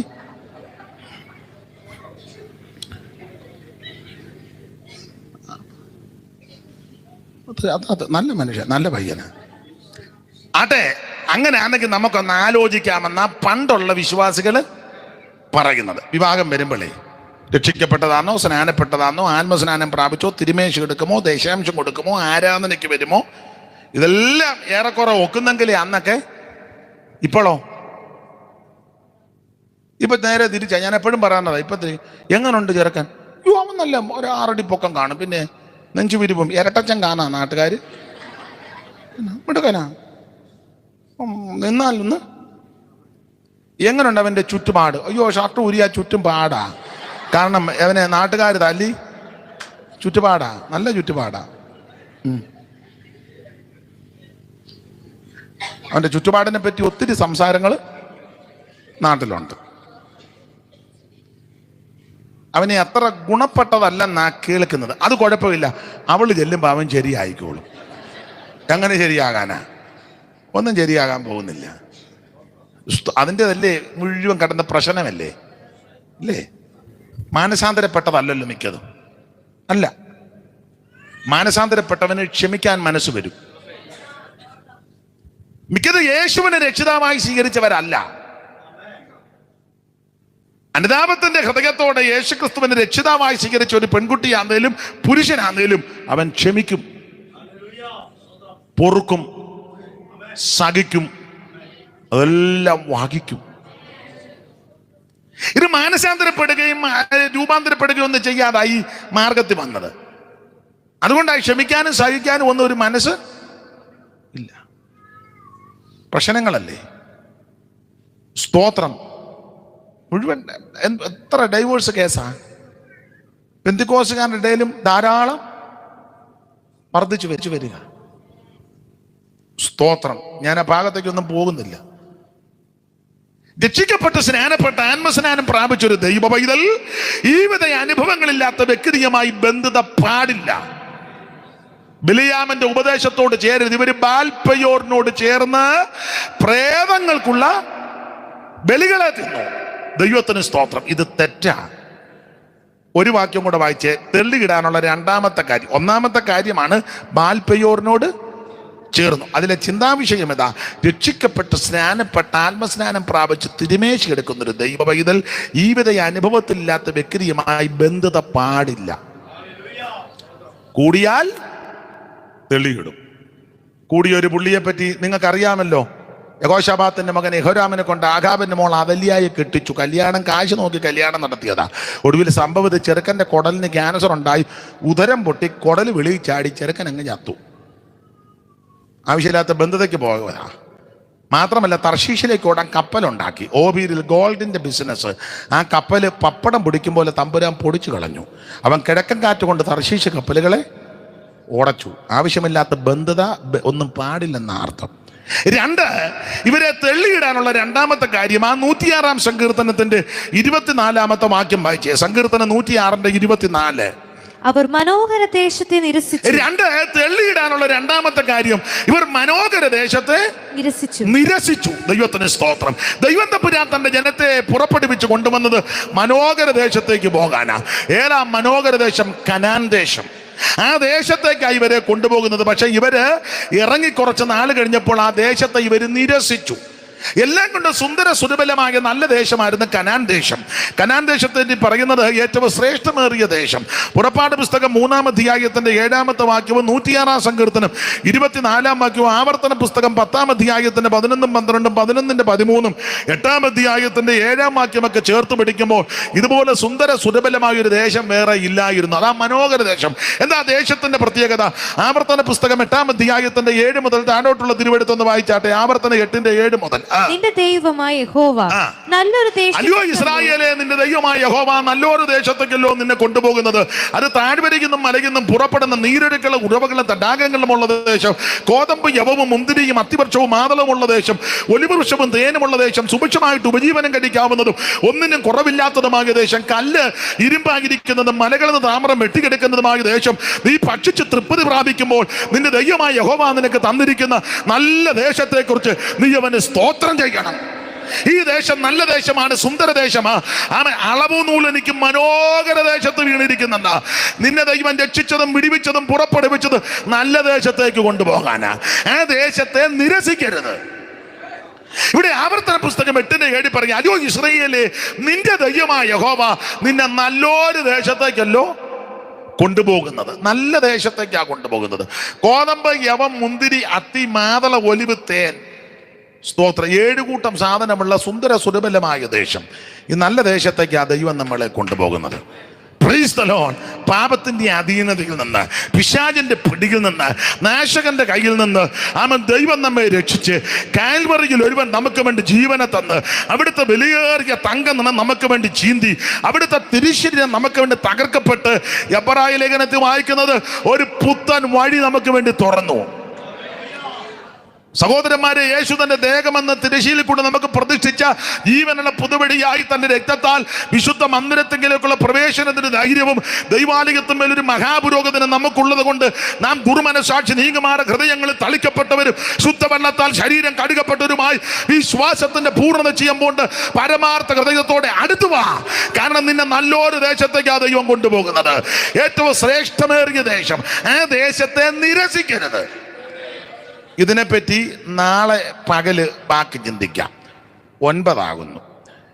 ചില ആൾക്കാർക്ക് എന്നെപ്പറ്റി ഒരു ധാരണയുണ്ട്, അയാൾ സമയത്തും കാലത്ത് വന്ന് യോഗം നടത്തുകയില്ല. ആ ധാരണയൊന്നും മാറിക്കോട്ടെ. എന്നാ പോരെ, മതി. സ്തോത്രം. ബാക്കി ദൈവം അനുവദിച്ചാൽ, ഞാൻ എൻ്റെ മുഖവരി ഒന്ന് പറഞ്ഞതേ ഉള്ളൂ, ബാക്കി അടുക്കടുക്കായിട്ട് ദൈവം അനുവദിച്ചാൽ നാളെ ഇച്ചിരി ഏറെ സമയം വചനം പകല് ചിന്തിക്കാം. ഇന്ന് വൈകിപ്പോയത് 2 അടക്കത്തിന് കൂടണമായിരുന്നു. അവിടെ ചെന്ന് അല്പം മിനിറ്റുകൾ അവിടെ ചെലവഴിച്ചു. പിന്നെ യാത്രയിലുള്ള തടസ്സവും കൊണ്ടാണ് അല്പം താമസിച്ചത് പകല്. നാളെ അത് ഉണ്ടാകുകയല്ല. ദൈവം അനുവദിച്ചാൽ നേരത്തെ വരും. നേരത്തെ വന്ന് ഒരു 11:30 സമയം തരായിരിക്കുമല്ലോ. 11:30 നാളെ ദൈവം അനുവദിക്കാതെ 11:30 മുതൽ ഒരു 1:30 വരെ ശുശ്രൂഷിക്കാം. അപ്പം നമുക്ക് കുറച്ച് ഭാഗം കൂടെ ചിന്തിക്കാം. ദൈവവചനം ധ്യാനിക്കാം. വചനത്തിന് ശക്തിയുണ്ട്. വചനം വന്ന് ക്രിയ ചെയ്യും. അതിവേഗത്തിലോടുന്ന വചനമാ. അവനവൻ്റെ വചനമയച്ചവരെ സൗഖ്യമാക്കി, അവരുടെ കുടിയിൽ നിന്ന് അവനവരെ കയറ്റി. ദൈവത്തിന്റെ വചനം ഇരുവായത്തിലുള്ള ഏത് വാളിനേക്കാൾ മൂർച്ചയേറിയതാ. ആത്മാവിനെയും പ്രാണനെയും സന്ധിമച്ചകളെ വേർപിടിപ്പിക്കാൻ തുളച്ചികളുടെ വചനമാ. യേശു പറഞ്ഞു, ഇപ്പോൾ സംസാരിച്ച വചനം നിമിത്തം നിങ്ങൾ ശുദ്ധിയുള്ളവരാ. അവൻ യെരമ്യാ പറയുക, യഹോവയുടെ വചനം തീ പോലെ പാറകെ തകർക്കുന്ന ചുറ്റുകയാ. യെശയ്യാവ് പറയുക, എൻ്റെ വായിൽ നിന്ന് പുറപ്പെടുന്ന എൻ്റെ വചനം വെറുതെ എൻ്റെ അടുക്ക വരത്തില്ല, ഞാൻ അയച്ച കാര്യം സാധിപ്പിക്കും, ഇഷ്ടമുള്ളതെല്ലാം നിവർത്തിക്കും. ഈ പകൽ വചനത്തിന് ശക്തി വെളിപ്പെടട്ടെ. അസ്ഥിക്കകത്ത്, ധമനിക്കകത്ത്, ഞരമ്പിനകത്ത്, സിരയ്ക്കകത്ത് കുടുങ്ങിയിരിക്കുന്ന രോഗവും രോഗാണുക്കളും ഉരുകി മാറട്ടെ. ഹാർട്ടിന്റെ പ്രോബ്ലം ഉണ്ടെങ്കിൽ അത് മാറിപ്പോകട്ടെ. ഷുഗർ എല്ലാം നോർമൽ ആകട്ടെ. ഈ വചനം ക്രിയ ചെയ്യുന്ന വചനമാ. രോഗപീഠകളിൽ വലയുന്ന ആരെങ്കിലും എന്നെ കേൾക്കുന്നെങ്കിൽ ഇന്ന് രാത്രി അവൻ വചനം വെച്ച് നിന്നെ സൗഖ്യമാക്ക്. മാറാരോഗത്തിൽ വലയുന്നവർ, തീരാവ്യാധികളിൽ വലയുന്നവർ, ആശുപത്രികളിൽ കിടക്കുന്നവർ, ഐസിയുലും വെന്റിലേറ്ററിൽ കിടക്കുന്നവര് യേശു സൗഖ്യമാക്കും. അതിവേഗത്തിലോടുന്ന വചനം, ദൈവശക്തിയാകുന്ന വചനം, അവൻ ഉളവാക്കുന്ന ദൈവവചനം ഇന്ന് രാത്രി ക്രിയ ചെയ്യട്ടെ.